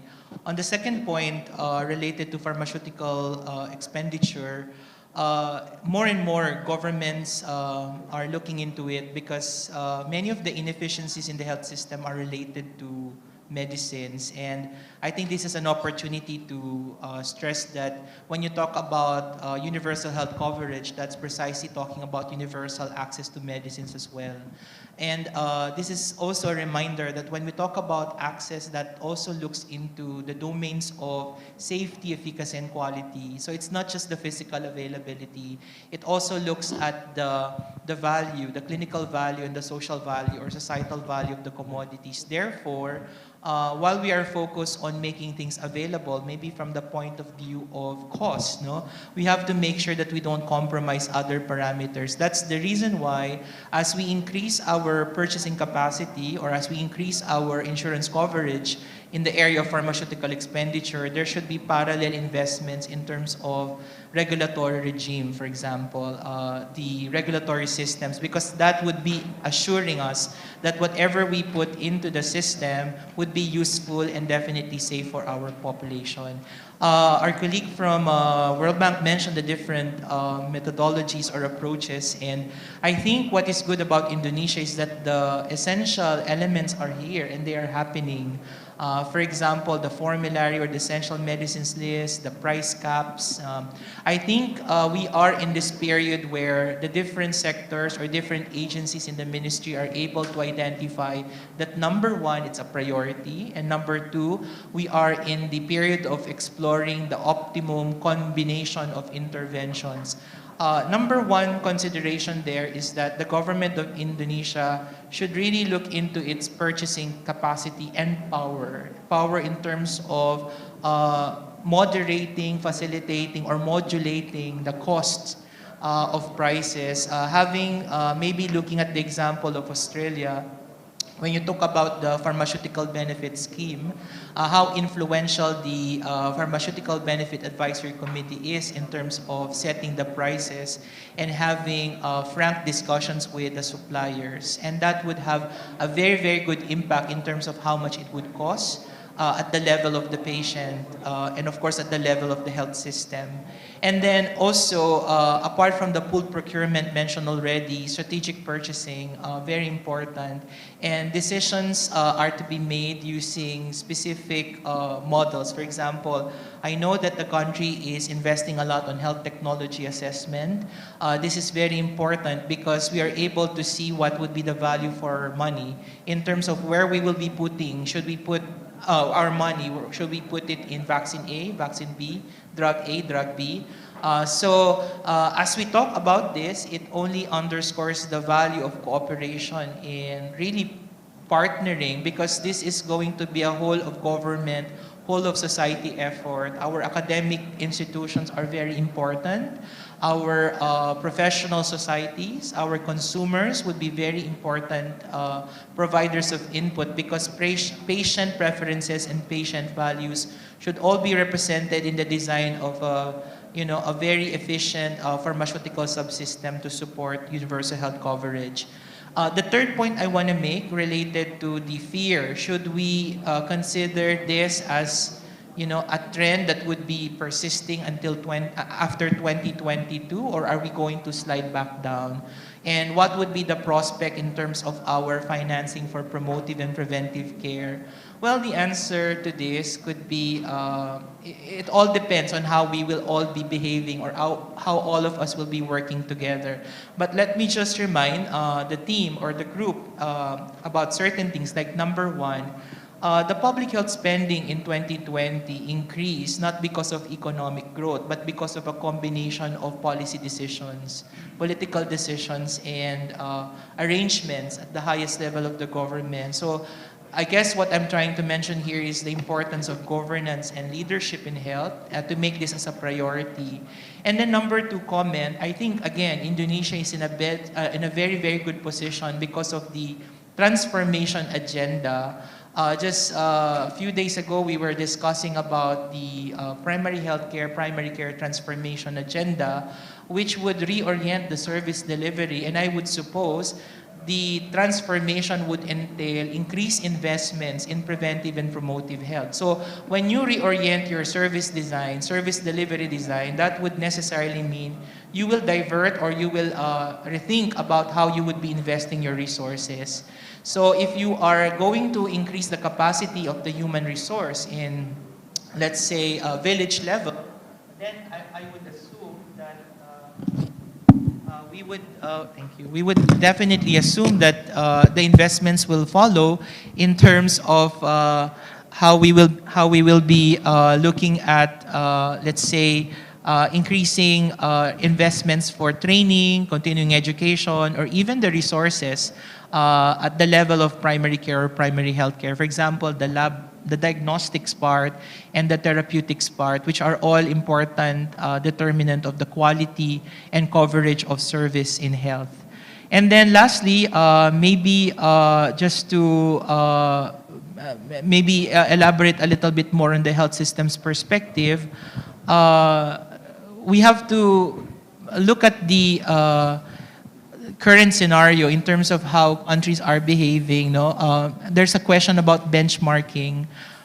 Maybe it's good to look at the neighboring countries, how they're behaving, because we are in a specific regional economic bloc, because our economies are necessarily tied up. I mean, we are linked together. But more than that, we are probably more interested as well in terms of how our countries with big populations are behaving, how they're managing that increased demand for health services vis-a-vis the growing demands of a very, very big population base, like for example, China, India, or Brazil even. So I think it's important to look at this, but at the same time appreciate the very unique context of Indonesia, which are really, really just unique context specific for the country.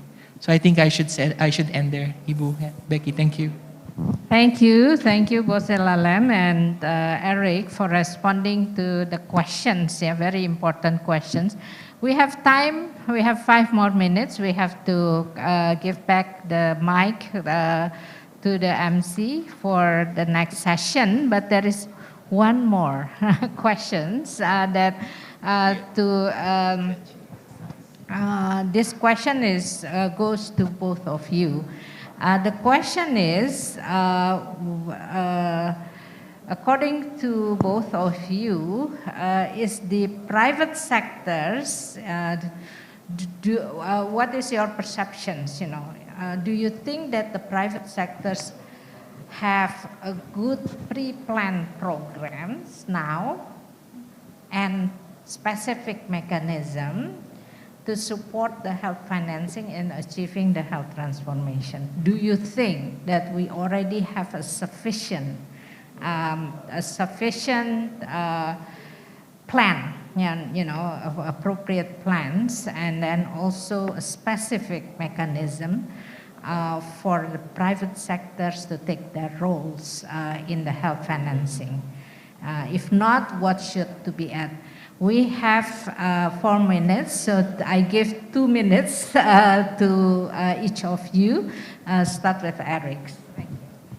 Thank you, Ibu Becky. I think everybody is in a learning mode now. We are in an unprecedented context. There are similar but not exactly the same contexts in previous history, but I think we are all learning and we're learning together. In terms of the private sector, I think the private sector would always respond to the gap that is not provided in the public sector because the need will always be there. So I guess the behavior of the private sector would ultimately depend on how the public sector is trying to conduct itself in terms of managing the resources and addressing the health needs and demands of the population. But even if that's the case, I think the growth should be parallel, meaning to say we really have to work together because as evidenced by COVID-19, the sectors are never operating in a vacuum. What happens in one sector affects the other or all. So it's important that we put that agenda of partnership and collaboration together and then also chart options that are very responsive to the unique context of the country. But given that, just one factor that I want to mention, in the context of universal health coverage, whether it's public or private sector, again, we are guided by the principles of UHC, like solidarity, access, quality, availability. And then let's not forget at the center of UHC are the patients and the communities, because if we fail to recognize all those important tenets and components, then we are designing things in vain. So I guess I should stop here, and that's my 2 minutes, Ibu Becky. Thank you very much, Ibu Becky. Just maybe one more point to stress. I think one has to, think of what are we talking about when we say private sector as a financier of health. When we can, think of householders as facing out-of-pocket payments. That's definitely not what we're looking for. I think the question is, how do we pool resources from individuals so that they can join perhaps a private health insurance program? This is very thin. I mean, globally, as I showed earlier, across income groups, the share of health spending that comes from these voluntary health insurance programs is quite limited. But it's a supplementary role, right? I mean, if Jakain, for example, has a benefit package that does not include treatment abroad, and this can be something that the private sector can definitely take up on, and really putting in place the regulatory frameworks and the enabling environment for that market to thrive and to cater to the needs of those who can afford it on top of what's already being provided under the Jakain program is what we should be aiming at. I think the last thing that you want is to, bring private sector that would then split the pool that's already pooled under the Jakain program. That would not be, I think, the way that we want to go, because cross-subsidization from the rich to the poor is one critical aspect of our health insurance program here in Indonesia. So it's supplementary role, but not a major, a large role compared to Jakain. Okay, Thanks. thank you, Delalem and Eric. So these two resource persons already provide a substantial inputs to strengthening our health financing, including the role of private sectors in achieving the health transformation. Yeah. So I think we end this session exactly 11 o'clock. Thank you so much. Please give a round of a big applause for Delalem and Eric. So I'll give back the mic to Mr. Ajir, the MC. Thank you, Bu Becky. Once again, thank you very much for the moderator, Bu Becky, and all the speakers for the nice presentation and the excellent the review of this session. Once again, may I request a big applause around?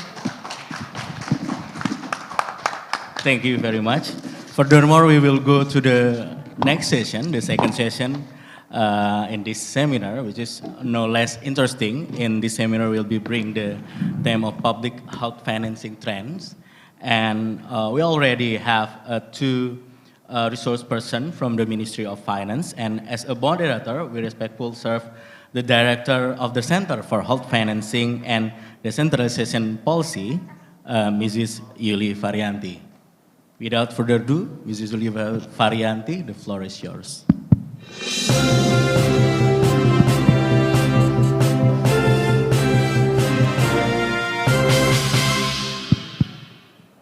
Thank you, Mr. Ajir.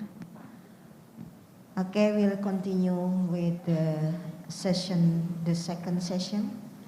I will invite Bapak Dr. Adi Budiarso, FCPA. He is head of Director of the Fiscal Policy Agency, Ministry of Finance, and Bapak Media. He is Deputy Director of BUMN Investment, Ministry of Finance. Okay. The first, I think Bapak Adi Budiarso will present about the public health financing trends. And after the second presentation is about the topic private health financing trends. With this, I will give the floor to Pak Adi Budiarso.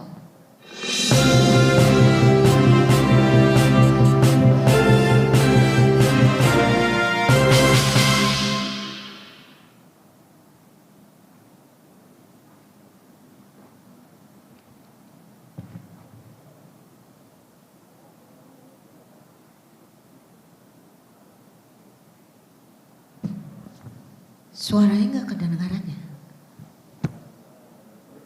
Pak Adi. Oh, Pak Adi tidak. Oke, apakah oke, suara saya oke, terdengar? Pak Adi. Oke, terdengar Pak Apakah Adi. suara saya terdengar? Terdengar, Oh, ya. terdengar. Oke, Pak Oke. Adi. Baik. Ya, yang kami hormati Ibu Yuli, Kapus Kebijakan KGTK Kemenkes, dan juga presenter sebelumnya, dan peserta FGD, The Synergy of Public and Private Sector Health Financing in Achieving Health Transformation hari ini yang berbahagia. Allow me to present my topics with regard to the public health financing trends in the perspective of the omnibus law in the financial sector. I have a presentation with me.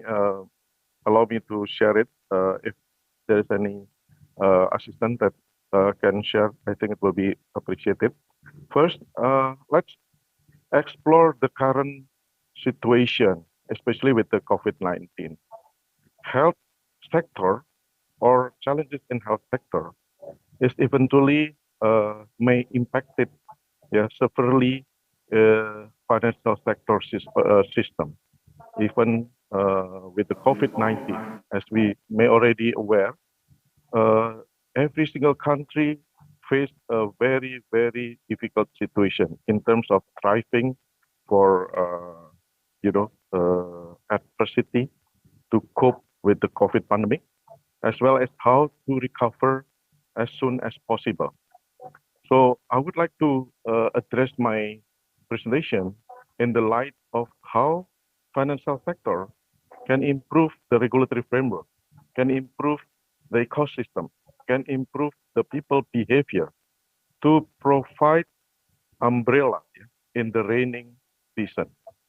So that's exactly the way how that we can underline how important supporting financial health sustainability with the improving the capacity of financial sector to support the people, the adversity of the people, the livelihood of the people, and the important strengthening capacity to cope with COVID pandemic, as well as the future challenges.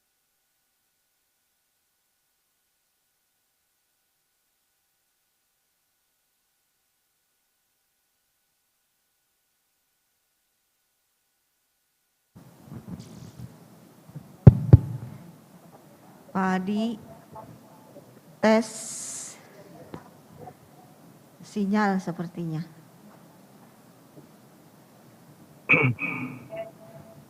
Pak Adi, terdengar Pak? Ya, siap. Sorry, terdengar ya. Sorry. Yeah. Sinyal kayaknya Pak. Silakan. Yeah. Let's now explore about the Indonesia in 2045. Yeah. Now we are already, successfully cope with COVID-19. Let's now further envision Indonesia 2045. If you can see from my slide, Indonesia now has already become one of Indonesia member of the G20 with the GDP $1 trillion since 2017. Indonesia is really prospectively will become the one of the biggest 10 in terms of GDP country in 2045. In terms of financial sector, how is our potential? That's really important to visit. If you can see on the next slide, up until now, the government actually relied on the role of the public finance or the budget to support the financing for health sector and for all of the government expenditure. And I would like to emphasize of the potential support for financial sector. Basically, if we would like to explore the really potential to deepen and to expand or to develop the financial sector. Indonesia financial sector is really have a great potential to support our adversity, our capacity to provide umbrella in the raining season. This is my slide that I can see, as we can see put together. Next slide. Indonesia financial sector currently, in terms of capitalization, we can compare in the next slide, please. Next slide. Indonesia banking, Indonesia capital market, and Indonesia insurance and pension. Let's focus on insurance and pension. During COVID-19, Indonesia spent more than 4% of our GDP to support PEN program. And actually, the capitalization in insurance and pension is just only less than 13% of our GDP. That means we have to work a lot. We work very hard to support, to cope with COVID-19. How about longevity? How about climate change risk? How about the health risk? So that is the key message that I would like to mention to all of us. If we try to compare with Malaysia, Malaysia currently in the insurance industry, they can mobilize 20% of its GDP for penetration in insurance. That means if we can benchmark Malaysia, Indonesia have a greater potential to accumulate more than 3 or 4 times of our current penetration in insurance to support the capacity of the health industry to be able to improve our readiness to cope with the raining season, to cope with the health issues, to cope with the climate change risk, to cope with most of the hydro or disasters, earthquake, etc. in the future. In terms of the pension, this exactly portraying the behavior of saving for Indonesian people. Our current capitalization is just only 6.9% of GDP. That means if we try to compare with Malaysia, we have great potential to support the deepening in pension capitalization more than 10 times. So if we can do what we need to do, reforming the regulatory framework, promoting better behavior in the future, we can save more and more to provide our resiliency for facing the future potential challenges. So what now currently the government do? In our next slide, the government pay much attention on what are current challenges in the financial sector deepening and development. So the most significant challenges that currently we face is on the low level of literacy. Index literasi keuangan or literacy index and even inclusion index, we are still far below our peer countries in ASEAN 5, even in the G20. So we need to work very hard to improve the literacy, the role of insurance, the role of pension in the financial sector to support for our resiliency, the people resiliency, and the Indonesian capacity to support the financing, health, support for the future development. On my next slide, another strategy that the government pay much attention is on the role of technology. If we can see from the slide, even in the Southeast Asia, by 2025, digitalization or the role of big tech in the industry is really enormous. And Indonesia may have a great potential if we would like to use the digitalization to support not only digital literacy in the terms of financial sector development, as well as on how to make all of the people become inclusive in the financial sector. At least they have a bank account. They may use the digital payment to support the low cost of financial service intermediation.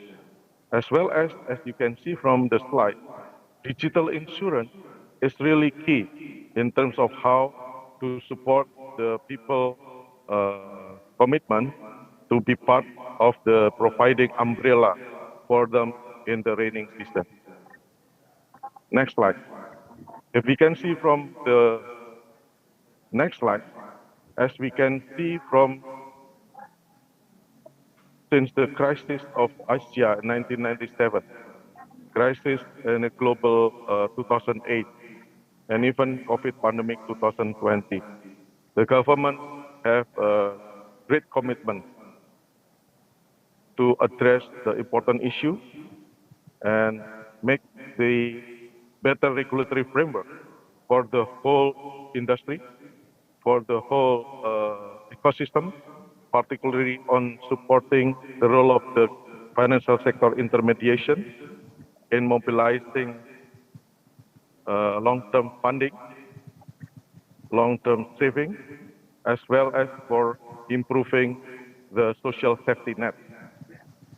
That means Indonesia, in addition to promoting government budget as shock absorber, the government would like to make, together with the participation of key stakeholders in the private, in the society, in the multilateral sphere, to make the financial sector can become another shock absorber to support the public finance development.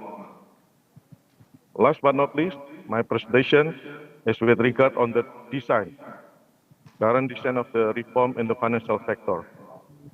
So promoting access for financial sector service, promoting long-term source of funding to support health, to support the role of financial sector intermediaries, to support the sustainable development, improving the competitiveness of Indonesia financial sector to boost the mobilizing more and more accumulative funds as we already benchmark, and then improving instrument with the mitigated risk associated with it, as well as improving Indonesian financial sector to improve the governance, to improve the consumer protection, and to improve the regulatory framework and law enforcement. At the end of my presentation, I may invite all of us to also give more inputs to the government and parliament that currently we would like to finalize what's so-called the omnibus law in the financial sector as part of the way the government, the private sector, especially the financial sector industry, to improve our capacity to cope with the future challenges. The end of my presentation is the target of the meaningful participation and the finalizing of this law is expected to be by end of this year. So starting with next year, Indonesia is far more ready to enter the new prospect of Indonesia becoming the advanced country with the improving capacity of the financial inclusion, financial deepening to support sustainable development of Indonesia. That perspective, strong, stable, and sustainable. I think I'll end my presentation here. Thank you so much. Give back to Ibu Yuli. Thank you, Pak Adi. I have a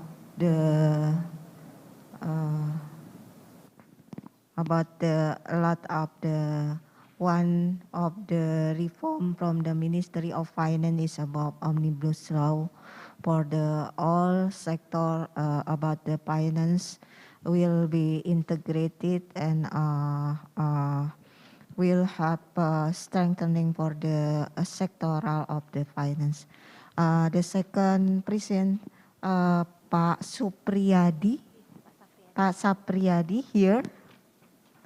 Pak Sapriyadi is a director of the Investment Management System, Ministry of Finance. He will talking about the private health financing trends. Oke, Pak Supriyadi, time for Syafriadi, Bu. you. Sapriyadi, time for you. Silakan Oke, Pak Bu. Sapriyadi. Should I present all my If you want things to present in English with the or in bahasa, is bahasa? okay, Pak. Okay, I think in bahasa will Because be a much lot of better. participant here is Indonesian people. Oh,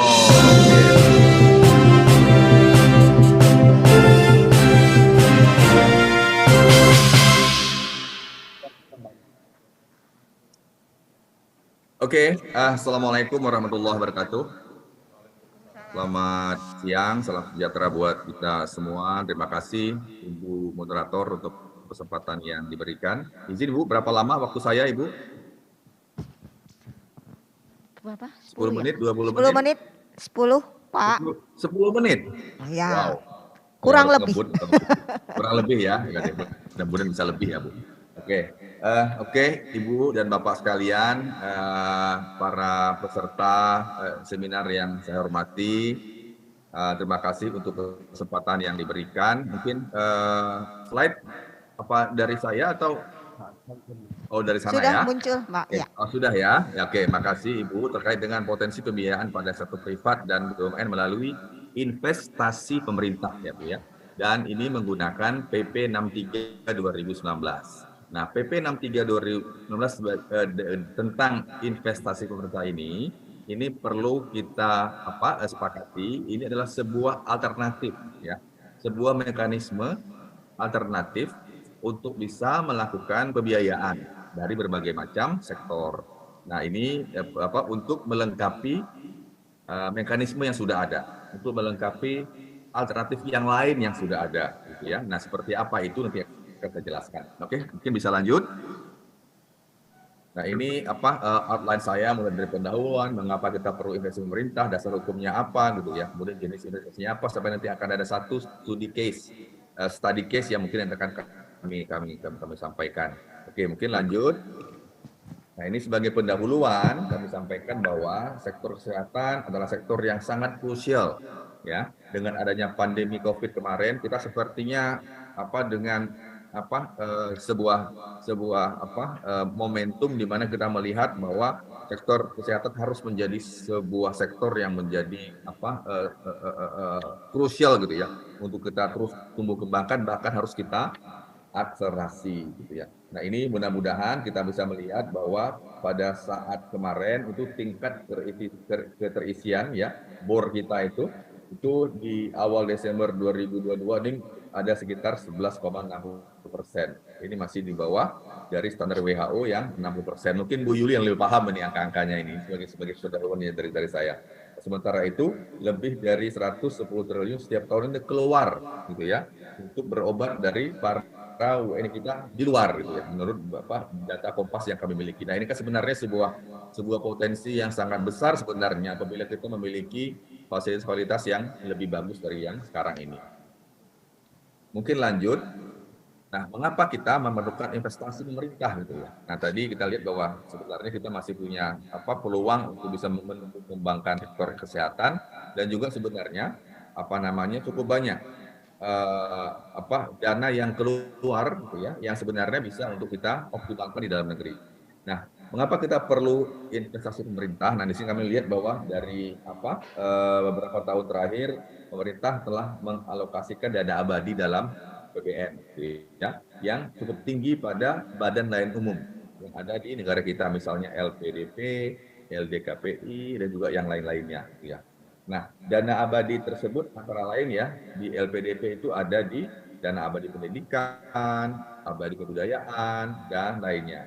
Nah, dalam jangka panjang dana abadi ini akan mengalami kenaikan terus menerus loh ya. Bisa jadi ya, sesuai dengan kebijakan pemerintah di masa akan datang. Itu kemungkinan dengan target kita ini bisa jadi akan meningkat. Di sisi lain, pada saat yang sama, pemerintah masih membutuhkan pendanaan untuk pembiayaan pembangunan infrastruktur, termasuk infrastruktur kesehatan. Nah, mungkin nggak ini untuk kita koneksikan, bagaimana caranya gitu ya. Nah, ini mungkin kami akan sampaikan berikut. Nah, mengapa investasi pemerintah juga penting? Next adalah alokasi investasi dari APBN bagi BLU pengelola dana itu bertambah gitu ya. Tadi kan ada BLU yang sudah kami sampaikan sebelumnya untuk dana abadi gitu ya, yang mayoritas ditanam dalam instrumen deposito dan SBN. Nah, tadi angka-angka yang tadi kami sampaikan itu mayoritas ditaruh di instrumen yang memang paling aman, paling safe dan low risk gitu kan ya. Nah, biasanya itu ditempatkan di dalam instrumen deposito atau SBN. Nah, obligasi korporasi itu ada di angka sekitar hanya 1,85 saja ini. Sementara untuk SBN ada di angka 43%. Nah, sisanya itu ada di deposito. Nah, ini mungkin yang menurut kami ini perlu kita dorong, bisa nggak gitu ya, posisi pendanaan ini untuk bisa kita akselerasikan untuk kita gunakan untuk infrastruktur di bidang kesehatan, tapi dengan mekanisme PP 63. Oke, mungkin lanjut. Nah, seperti apa dasar hukum untuk investasi pemerintah yang ada di kita, di Kementerian Keuangan, khususnya yang ada di PP 63. Nah, itu berdasarkan Undang-Undang Nomor 1 tentang Perbendaharaan Negara dan juga tentang Undang-Undang 11 tentang Cipta Kerja ya. Nah, ini dimungkinkan gitu loh, bahwa pemerintah itu melakukan investasi. Nah, oleh karena itu kita melihat ini sangat dimungkinkan untuk kita tidak lanjuti.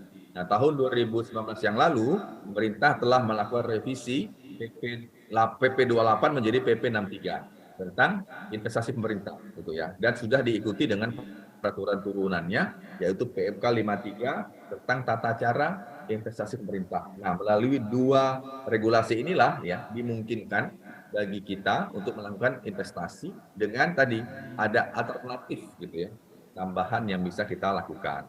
Oke, lanjut. Nah, seperti apa sih konstruksi dari tata kelola investasi pemerintah sesuai dengan PP 63 ini gitu ya.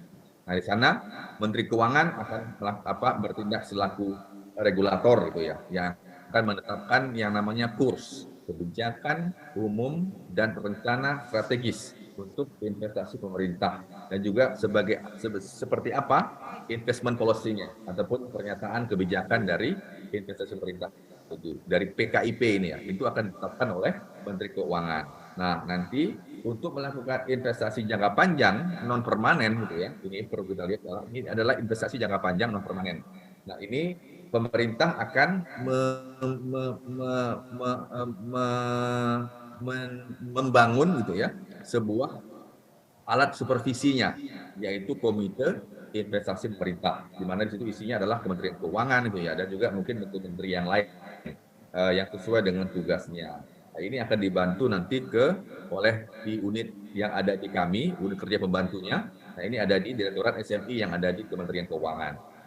Kemudian untuk melakukan investasi tersebut, gitu ya, nanti Menteri Keuangan melalui supervisi dari Komite Investasi Pemerintah atau KIP ini akan melakukan pemilihan, penunjukan, gitu ya, siapa yang akan menjadi operator dari pemerintah ini. Akan kami sebut OIP atau operator investasi pemerintah. Itu apa?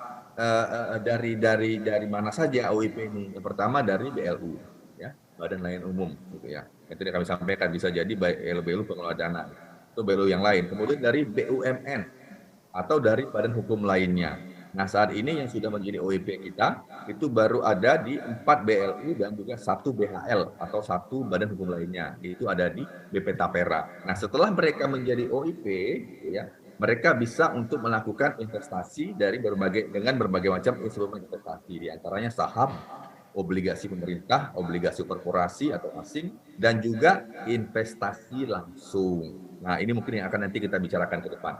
Bisa jadi melakukan pinjaman ataupun kerjasama investasi. Nah, bagaimana si OIP dan KIP ya? KIP ini bukan komite investasi pemerintahnya yang melakukan supervisi, dan juga OIP yang melakukan operasinya, operator investasi pemerintah itu, mereka memiliki tugas dan fungsinya gitu ya. Ada fiduciary line-nya, jadi ada pemisahannya seperti apa mereka. Tugas-tugasnya apa mereka? Mereka melakukan perencanaan, ya. Kemudian pelaksanaan, pelaporannya harus dilakukan, pengawasan juga dilakukan, dan juga harus ada pertanggungjawaban yang harus dilakukan baik itu oleh OIP juga maupun oleh komite investasi pemerintah. Nah, ini gambaran besarnya seperti itu. Jadi Menteri Keuangan berikan memiliki tugas sebagai regulator, menetapkan kurs, kemudian menetapkan PKIP, kemudian nanti akan dibantu oleh komite investasi pemerintah, gitu ya, yang akan memastikan bahwa kebijakan itu berjalan. Operasinya siapa yang melakukan? Mereka adalah operator investasi pemerintah atau OIP untuk melakukan investasi berupa bisa saham, obligasi maupun investasi langsung dengan melalui tadi tahapan-tahapan yang memang sudah akan kita awasi dengan seksama oleh KIP dari mulai perencanaan sampai dengan pertanggungjawaban. Oke, mungkin lanjut. Nah, kita lihat seperti apa jenis investasi pemerintah yang ada saat ini. Next. Nah, untuk investasi jangka pendek di bawah 12 bulan itu biasanya menggunakan instrumen yang ada di BI dan non BI ya. Misalnya itu penempatan dana di BI gitu kan ya. Ada yang dana kemudian juga yang non BI. Misalnya dengan melakukan penempatan dana di bank umum atau juga repo SBN gitu ya. Contohnya adalah surat utang negara dan juga penempatan lain-lain di bank umum. Itu untuk investasi jangka pendek yang di bawah 12 bulan. Nah, untuk yang investasi jangka panjang yang di atas 12 bulan, nah ini sudah ada juga gitu ya. Untuk yang permanen, yang bawah itu menggunakan langsung hukum PP 44 dengan instrumen biasanya adalah PMN ya, yang diberikan kepada BUMN. Nah, sementara untuk yang non permanen, itu ada yang di atas permanen, itu dengan menggunakan tadi yang saya sampaikan, PP 63 dan PMK 53 gitu. Jadi terpisah nih. Untuk yang investasi jangka pendek itu menggunakan dasar hukum dan juga instrumen yang ada di BI dan non BI. Sementara untuk yang investasi jangka panjang dibagi dua juga, yang permanen dan yang non permanen. Kalau yang permanen itu dikelola melalui PP 44. Nah, sementara yang non permanen itu dikelola melalui yang tadi kami sampaikan, PP 63. Non permanen maksudnya nanti pemerintah akan melakukan investasi, nanti akan ada proses payment gitu kan, repayment kepada pemerintah. Artinya memang akan tidak gitu ya, akan dikembalikan oleh debitur. Nah, contoh instrumennya bisa jadi saham BCA gitu kan, ataupun surat utang korporasi, misalnya obligasi yang diterbitkan oleh Adikarya atau yang BUMN lain, atau dengan KIK EBA misalnya dengan PT PNM, atau dengan investasi langsung untuk pembangunan jalan tol, ataupun tadi pembangunan yang berhubungan dengan sarana prasarana untuk infrastruktur di bidang kesehatan. Nah, ini yang akan saya bicarakan adalah yang investasi jangka panjang non permanen.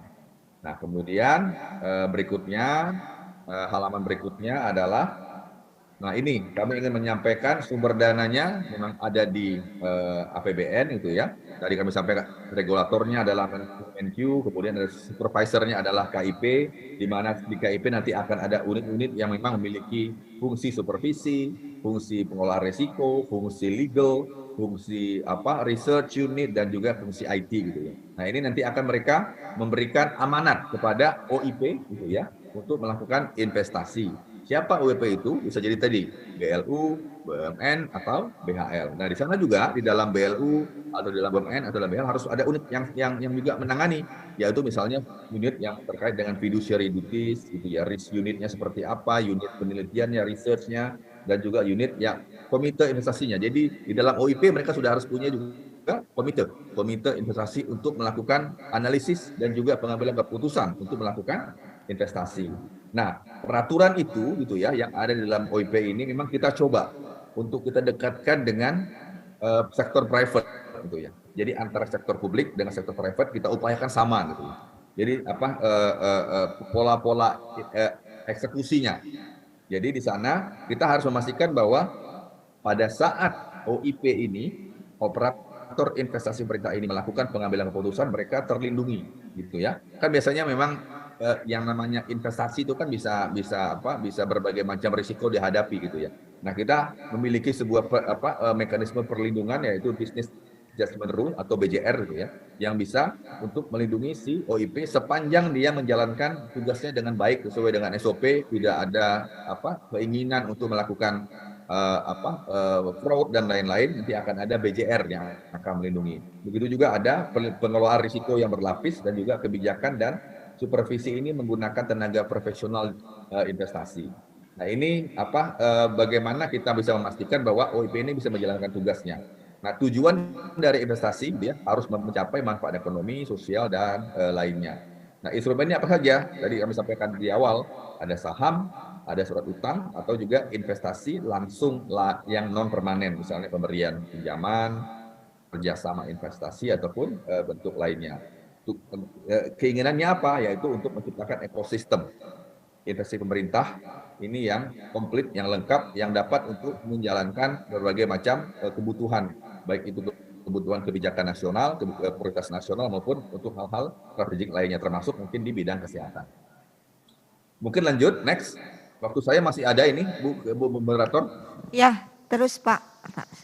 Boleh ya? Silakan, Pak. Ya. Oh ya. Oke, dikit lagi Bu Moderator. Oke, nah untuk pembiayaan BUMN atau BHL melalui PP 63 ini ya, misalnya OIP, misalnya ya, OIP-nya dari BLU misalnya kan ya, untuk sektor privat. Bisa jadi contohnya ya Bu ya, contohnya ya, yang sudah jadi OIP itu kan misalnya pusat investasi pemerintah misalnya ya. Ini contoh ya Bu ya, contoh. Nah, di sana OIP ini bisa untuk membeli surat utang dari private, misalnya dari BUMN. Jadi BUMN akan menerbitkan surat utang yang nanti akan dibeli oleh OIP. Nah, untuk apa surat utang itu? Untuk mungkin membiayai sektor kesehatan. Jadi nanti surat utangnya dibeli oleh PIP, misalnya berapa? 2 triliun dibeli oleh PIP, surat utang dari BUMN gitu ya. Nanti dari pembelian itu nanti akan dibiayai untuk pembiayaan ke sektor kesehatan. Atau melalui instrumen investasi langsung, melalui pinjaman atau kerjasama investasi atau equity participation gitu ya. Nah melalui ini nanti Menteri Keuangan akan mengalokasikan berapa kira-kira anggaran investasi pemerintah non permanen untuk pembiayaan BUMN melalui skema instrumen investasi langsung, misalnya berupa pinjaman atau equity participation. Nah dari pembiayaan tersebut dapat digunakan oleh BUMN atau BHL yang bertindak sebagai OIP ataupun yang bukan untuk infrastruktur kesehatan gitu ya. Nah ini mungkin bisa kita lakukan itu ya. Nanti dari BUMN nanti akan membiayai sektor-sektor di infrastruktur kesehatan melalui pinjaman maupun melalui equity participation. Nah selanjutnya next adalah model yang kita kembangkan berikutnya gitu ya, yaitu model pemberian pinjaman gitu ya. Nah, model pemberian pinjaman ini nanti dari kita pemerintah ini juga akan ada kita alokasikan dulu berapa kira-kira yang akan dibutuhkan. Kemudian kita akan tetapkan OIP gitu ya, pemerintah akan Menq akan menetapkan OIP apa itu BUMN, BHL atau yang lainnya, dan juga nanti dia akan memberikan pinjaman di sektor kesehatan itu ya. Nah, ini juga mungkin perlu kita pastikan dia akan tersedia gitu ya. Pendanaannya anggarannya melalui APBN. Nah, kemudian model yang kita kembangkan berikutnya adalah kerjasama investasi dalam bentuk equity participation. Nah, jadi misalnya Kemenq menetapkan OIP, misalnya BUMN itu ya, ataupun BHL gitu kan ya. Kemudian ada badan usaha yang lain gitu ya. Misalnya sebagai contoh nih Bu ya, misalnya BUMD misalnya gitu ya. Nah, sama-sama nih antara si BUMN atau OIP bersama-sama dengan si BUMD ini mendirikan sebuah SPV, Special Purpose Vehicle, sebuah unit baru yang nanti bersama-sama dengan OIP dan BUMN ini untuk mendirikan sebuah proyek gitu ya. Misalnya proyek untuk infrastruktur kesehatan. Nah, ini yang namanya equity participation gitu ya. Di antara kedua badan usaha sama-sama membentuk satu unit usaha baru dengan tujuan untuk menyelesaikan satu proyek, misalnya di sektor kesehatan. Kemudian itu mungkin salah satu contohnya Ibu dan Bapak sekalian. Nah, studi case misalnya kan, the next ini yang ada di Siloam misalnya kan ya kan. Nah, Siloam ini saham ya kan. Sudah merupakan listing company kan ya kan. Nah, dari sini nanti Siloam ini bisa untuk mengeluarkan saham gitu ya, yang nanti akan bisa dibeli oleh OIP. Nah, ini bisa jadi salah satu contoh, Bu, ya. Ya. Jadi keluarkan satu instrumen keuangan yang nanti akan dibeli oleh OIP. Dari pembelian itulah, melalui dana itu nanti akan bisa kita bangun sarana kesehatan gitu ya, yang mungkin akan bisa meningkatkan kualitas dan juga layanan kesehatan kita yang ada di Indonesia. Mungkin itu sedikit Ibu moderator dari saya sebagai pembuka ini ya. Nanti mungkin bisa kita dalami gitu ya, bagaimana cara menjadi OIP gitu kan ya, bagaimana kita kalau OIP ini akan melakukan equity participation, bagaimana mungkin bisa berinvestasi di OIP gitu ya. Nah, ini mungkin bisa kita diskusikan sekarang ataupun nanti kita ada sesi lain berikutnya. Mungkin demikian dari saya. Mohon maaf. Terima kasih. Assalamualaikum warahmatullahi wabarakatuh. Waalaikumsalam warahmatullahi wabarakatuh. Terima kasih sekali lagi Pak Syafriadi. Banyak sekali ini informasi.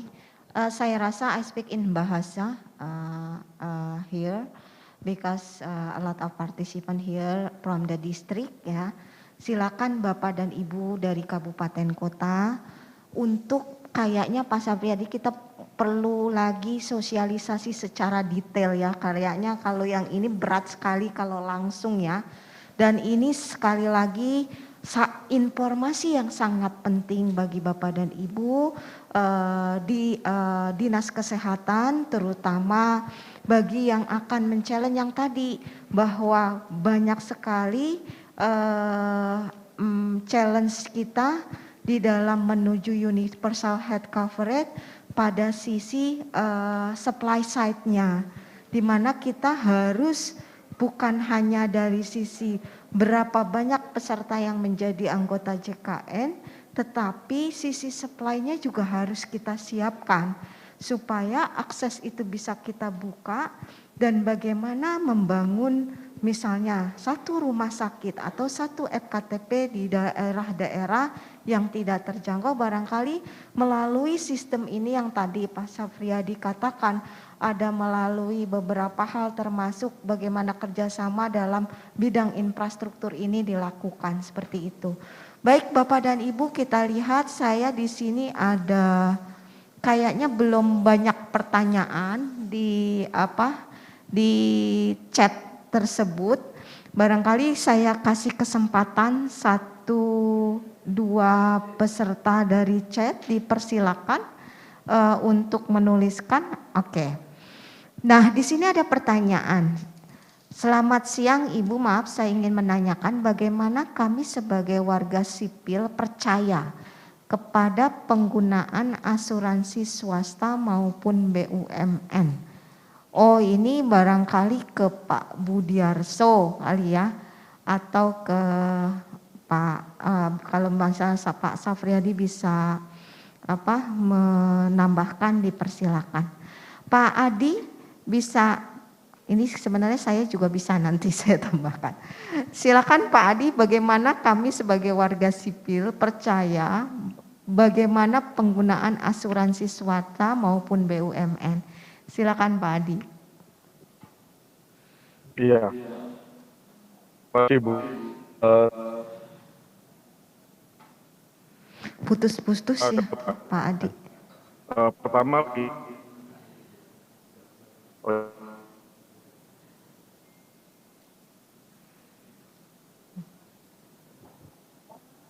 halo, Pak sudah terdengar? Halo Pak Adi, Ya. suaranya putus-putus Pak. Oh, udah, sudah terdengar silakan. sekarang? Silakan sudah Ya. Pak Adi. Baik, terima kasih Bu. Jadi saya ingin menegaskan kembali dua hal ya. Sektor keuangan itu mestinya bisa bekerja keras untuk memberikan perlindungan ya. Dikala kita sakit, susah dan seterusnya. Mekanismenya ada dua. Yang tadi saya jelaskan adalah asuransi dan pensiun. Pertanyaan tentang kenapa asuransi kok tidak bisa dipercaya, misalnya dalam hal itu ya Bu ya. Menurut saya itu tidak semua. Karena saat ini di bawah 5%. Kita berpotensi meningkatkan penetrasi bahkan 3-4 kali lipat. Soalnya beberapa hal yang perlu kita ekosistem, regulatory framework, ya. Atau yang bagian kedua adalah penegakan hukum, peningkatan literasi, dan perlindungan konsumen. Nah, kalau itu kita buat jalan pekerjaan, dua hal itulah yang secara utama kita perlu perkuat supaya sektor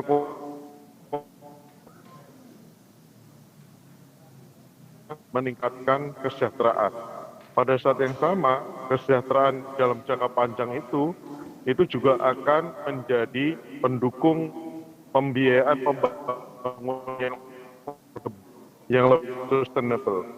Jadi sekarang contohnya misalnya ya, third party liability insurance untuk mobil ya. Masih banyak yang belum mau untuk ikut. Artinya apa? Artinya dengan kita berkendara tanpa third party liability insurance, kita hanya mengandalkan perlindungan ancaman terhadap potensi risiko kecelakaan hanya kepada jasar harja, yaitu third party liability tetapi terhadap life gitu. Iya. Dan jumlahnya juga minimal. Nah, oleh karena itu tingkatkan nih literasi dan juga partisipasi masyarakat bersama-sama dengan pemerintah. Dalam hal ini kita bertanggung jawab juga dalam penyiapan ekosistem, better regulatory framework-nya, sehingga kita bisa naik kelas bareng-bareng menuju pada Indonesia maju yang lebih sejahtera, lebih kuat dalam menghadapi potensi ancaman baik kecelakaan, ya, bencana alam, dan seterusnya. Demikian, Bu. Ya. Clear sekali barangkali. Pak Syafriadi, ada yang ingin ditambahkan? Kalau jagoannya ini udah di Pak Budiarso, Bu. Siap. Jadi nanti mungkin Pak Adi itu bisa cerita, Bu, sedang menggarap juga RUU untuk B2SK ya. Nanti mudah-mudahan akan lebih kuat lagi nanti, di mana pengawasan melalui RUU itu akan menjadi lebih kuat. Jadi trust kita kepada lembaga-lembaga keuangan akan menjadi semakin baik. Mungkin begitu, Bu Yuli. Makasih, Bu Yuli. Ya, oke. Terima kasih Pak Adi. Ini benar sekali. Di sini yang menanyakan adalah Mbak April. Tadi jawabannya adalah bagaimana kita meningkatkan literasi tentang sektor keuangan serta partisipasi masyarakat. Memang di sini perlu kita mengklirkan keterkaitan apa yang tadi dikatakan bahwa membuat masyarakat sipil itu lebih percaya pada penggunaan asuransi swasta maupun BUMN. Karena memang karena ketidaktahuan dan belum banyaknya informasi keterkaitan dengan asuransi kesehatan tambahan, karena saat ini memang ke depannya bagaimana kita bisa AKT itu asuransi kesehatan tambahan bisa berintegrasi bersama dengan nantinya berkolaborasi dengan BPJS Kesehatan nanti ke dalam menuju juga bagaimana kita mencapai universal health coverage tersebut. Jadi adanya beberapa informasi-informasi itu yang barangkali terharang keterkaitan dengan belum sampainya pada sisi masyarakat tentang apa itu asuransi kesehatan tambahan, baik itu dari sektor swasta atau BUMN, bagaimana manfaatnya ke depan dan lain-lain. Nah demikian. Nah selanjutnya ada pertanyaan lagi. Ini barangkali saya mau tanya, ini dari Sumatera Barat, provinsi dari Bapeda. Saya mau tanya Perpres nomor 82 tahun 2018 pasal 14, di mana ayat 1, pasangan suami istri yang masing-masing pekerja, maka keduanya wajib didaftarkan sebagai peserta PPU. Nah ini Pak Adi lagi kayaknya. Nanti saya barangkali Pak Adi. Silakan Pak Adi. Mestinya Bu Yuli. Bu Yuli. Pertanyaannya harusnya ke saya ya Pak. Iya, saya gini Bu Yuli, saya mau tambahkan gini, masyarakat kita itu banyak menganggap BPJS, kesehatan maupun TK itu jadi beban sekarang. Iya, betul. Padahal itu adalah perlindungan. Iya, betul. Jadi tadi saya tunjukkan angkanya.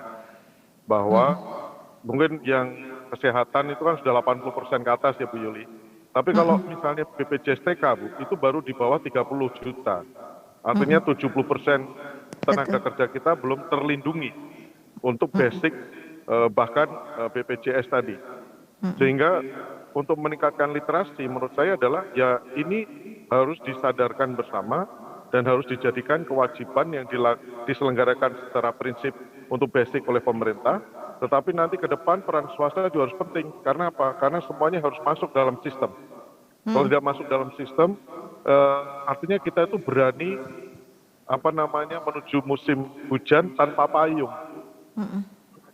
Nah ini yang menurut saya Indonesia yang sekarang GDP per kapitanya sudah di atas 4.000 menuju kepada GDP per kapita di negara maju di 2045, kita harus mulai meletakkan fundamental tadi Bu, perlindungan di kesehatan, di ketenaga kerjaan. Jadi kita harus mulai regulator, otoritas sektor keuangan bekerja sama dengan otoritas di sektor kesehatan, bahkan nanti di lalu lintas, jalan dan seterusnya Bu, supaya peningkatan literasi ini menjadi semacam official gitu, menjadi semacam kerja bareng gitu.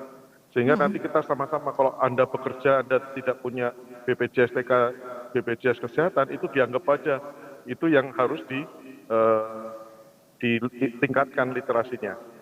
Mereka itu berarti tidak masuk dalam sistem standar kesejahteraan. Sehingga kita harus mulai menyadari, kalau tidak begitu, nanti kita benar-benar masuk negara maju, tetapi kita tidak memiliki perlindungan yang memadai. Seperti itu. Setuju sekali, Pak. Sebenarnya jawabannya ini dari Bapak Andreola ya, dari Bapeda Provinsi Sumatera Barat. Jadi Pak, keterkaitan dengan adanya pasal di dalam Perpres 82 ini juga sedang dalam pembahasan. Akan ada perubahan revisi Perpres 82 ketiga nanti keterkaitan dengan JKN. Nah, untuk yang ini memang butuh sekali. Tadi jawaban Pak Adi sebenarnya sebagian yang untuk menjawab keterkaitan bagaimana meningkatkan literasi kepada masyarakat. Ini harus barangkali Pak ya, nanti ke depannya dengan adanya yang tadi omnibus yang undang-undang untuk sektor keuangan tersebut.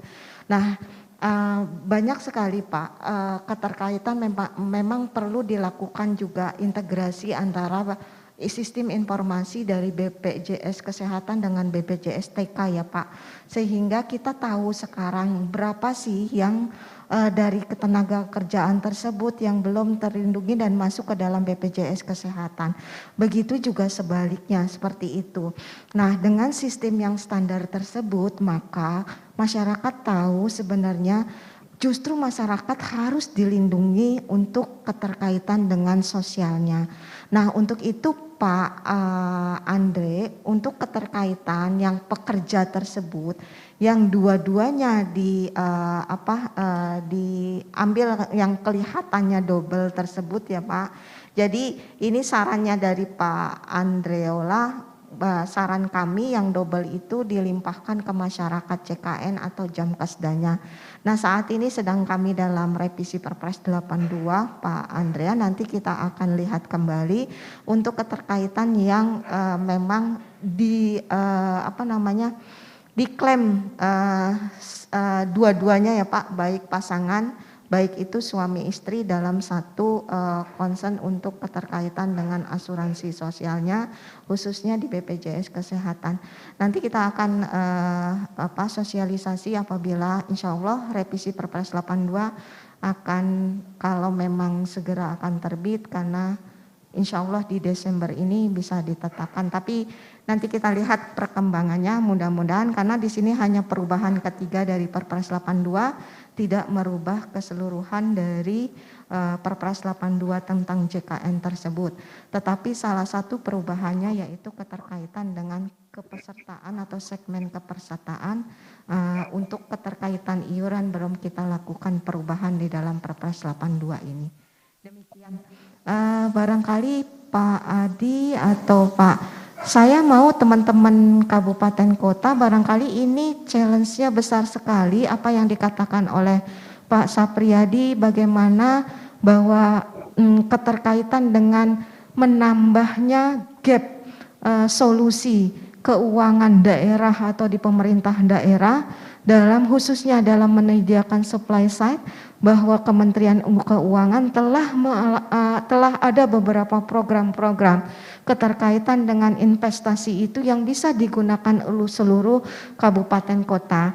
Dulu Pak Syafriadi kita sempat berjalan ya, seperti Rumah Sakit Sidoarjo, Rumah Sakit Peringadi Medan, dan lain-lain itu terhenti dikarenakan adanya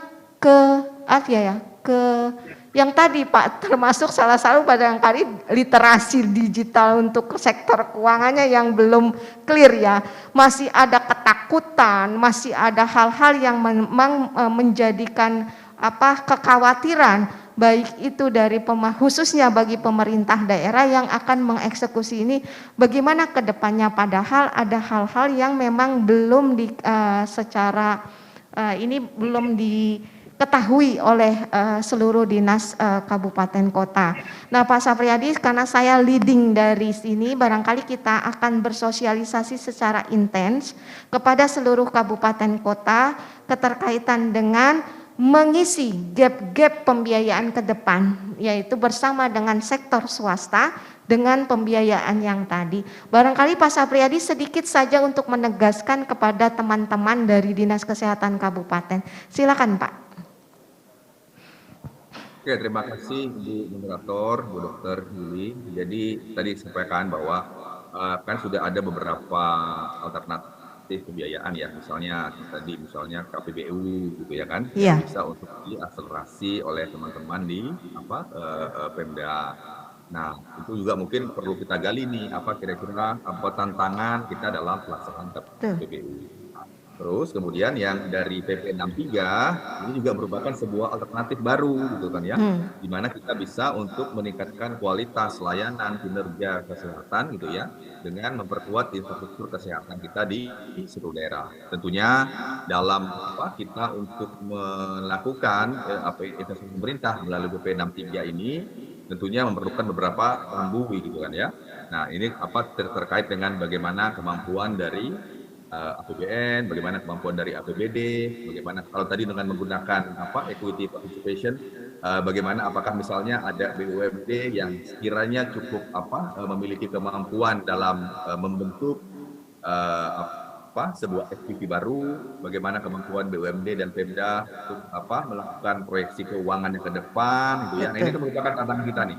Nah, ini tapi bukan berarti kita harus mundur, tidak. Dengan adanya alternatif ini, ayo kita lihat seperti apa kiranya yang bisa kita lakukan dengan alternatif yang ada gitu ya. Dan tapi tadi mungkin melengkapi dengan alternatif yang sudah ada sebelumnya. Nah, ini mungkin bisa kita dalami nanti Bu Yuli. Kalau ada sekiranya nanti yang ingin kita dalami, bisa kita diskusikan lebih lanjut, lebih dalam gitu ya. Bisa kami ke Ibu, bisa Ibu ke kami, gitu kan ya, atau bisa sama-sama kita ya, bisa dengan offline ataupun dengan online untuk mendalami seperti apa kira-kira persiapan yang harus kita lakukan, kemudian analisis seperti apa, dokumennya seperti apa, untuk bisa dengan tadi kita ingin bersama-sama memastikan bahwa pelayanan, kinerja, fasilitas kesehatan yang ada di seluruh pelosok negeri kita ini bisa menjadi lebih baik. Ya. Mungkin demikian. Terima kasih Pak Syafriadi. Ya Pak, Ibu siap. Satu lagi Pak Adi, ini pertanyaan ke Pak Adi. Siapa yang bertanggung jawab terhadap peningkatan literasi keuangan Pak? Misalkan orang menjadi paham tentang pentingnya asuransi kesehatan atau asuransi pensiun. Ya, terima kasih Bu Yuli. Saat ini ada gerakan yang namanya SNKI ya, Dewan Keuangan Nasional Keuangan Inklusif Bu. Itu motornya dari Kemenko Perekonomian, ada beberapa kementerian termasuk dengan Pemda. Di Pemda itu ada tim akses percepatan keuangan daerah. Jadi literasi inklusi itu ditargetkan by 2024 oleh Presiden. Betul perpresnya Bu, itu menjadi 90%. Nah, memang selama ini fokusnya ke perbankan, Bu. Tapi saya bersama dengan tim ya, dengan otoritas, kita untuk kalau bisa ini meningkatkan literasi dan inklusi itu level untuk semuanya, walaupun memang pekerjaan yang cukup berat. Tetapi bukan berarti tidak mungkin kalau kita bisa kerjakan sama-sama. Ya, ya. Jadi sudah Lalu yang clear. terakhir, untuk misalnya BPJS tadi dan cukup ya? Oke, siap. Siap, Pak Adi. Ya, barangkali Bapak dan Ibu kalau memang tidak ada pertanyaan saya kasih kesempatan. Bila tidak ada, kita cukupkan sesi kedua hari ini. Saya rasa hari ini adalah info yang sangat penting ya, terutama akan adanya bahwa salah satunya kita juga terinformasi dari Pak Adi keterkaitan dengan akan keluarnya ya undang-undang yang tadi dari keuangan dari Omnibus Law ya Pak Adi. Kemudian Pak Syafriadi juga keterkaitan dengan bagaimana pemerintah daerah sebenarnya bisa memenuhi gap-gap pembiayaan itu melalui beberapa hal yang memang tadi dikatakan oleh Pak Syafriadi, beberapa kerjasama, beberapa investment dan beberapa alternatif lain dalam membangun dalam memenuhi solusi gap pembiayaan ke depan, khususnya untuk pembangunan kesehatan yang baik dan berkualitas menuju Indonesia, barangkali nanti menuju Indonesia emas ya. Untuk itu terima kasih sekali lagi kepada Pak Adi, Pak Syafriadi, apresiasi secara besar di tengah kesibukannya bisa bergabung dengan kami di dalam acara The Synergy of Public and Private Sector Health Financing in Achieving Health Transformation. Terima kasih sekali lagi kepada para narasumber. Saya kembalikan kepada MC. Iya, terima kasih Bu Yuli. Terima kasih Pak Adi Budiarso dan Pak Syafriadi yang sudah membawakan materi dengan sangat baik dan membuka mata kita semua, khususnya untuk teman-teman di pemerintahan daerah, dapat mengaplikasikan beberapa hal yang dapat memperkuat pembiayaan kesehatan ke depan. Thank you to all the speakers for the nice presentation and excellent review. And then once again, I request a big round of applause to all the speakers.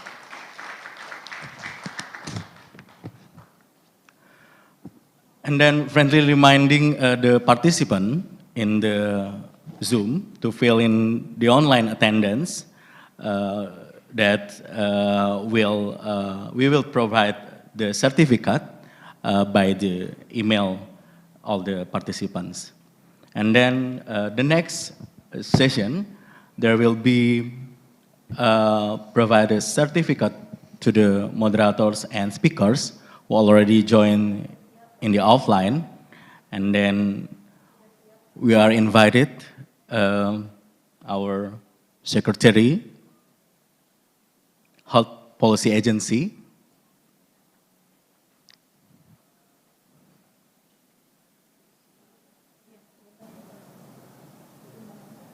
okay, yeah, we will invite the Secretary Health Policy Agency, Mr. Nana, and then we also invite Mr. Roderick from WHO Indonesia and Mr. Delalem from the World Bank.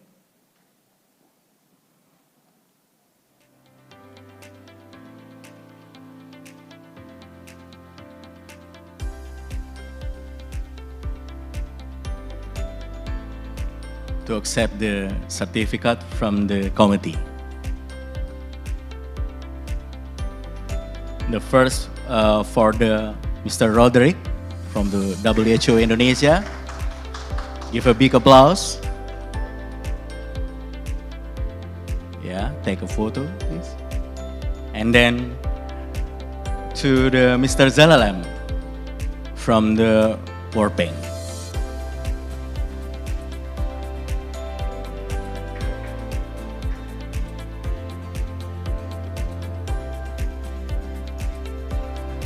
We will invite Bu Yuli.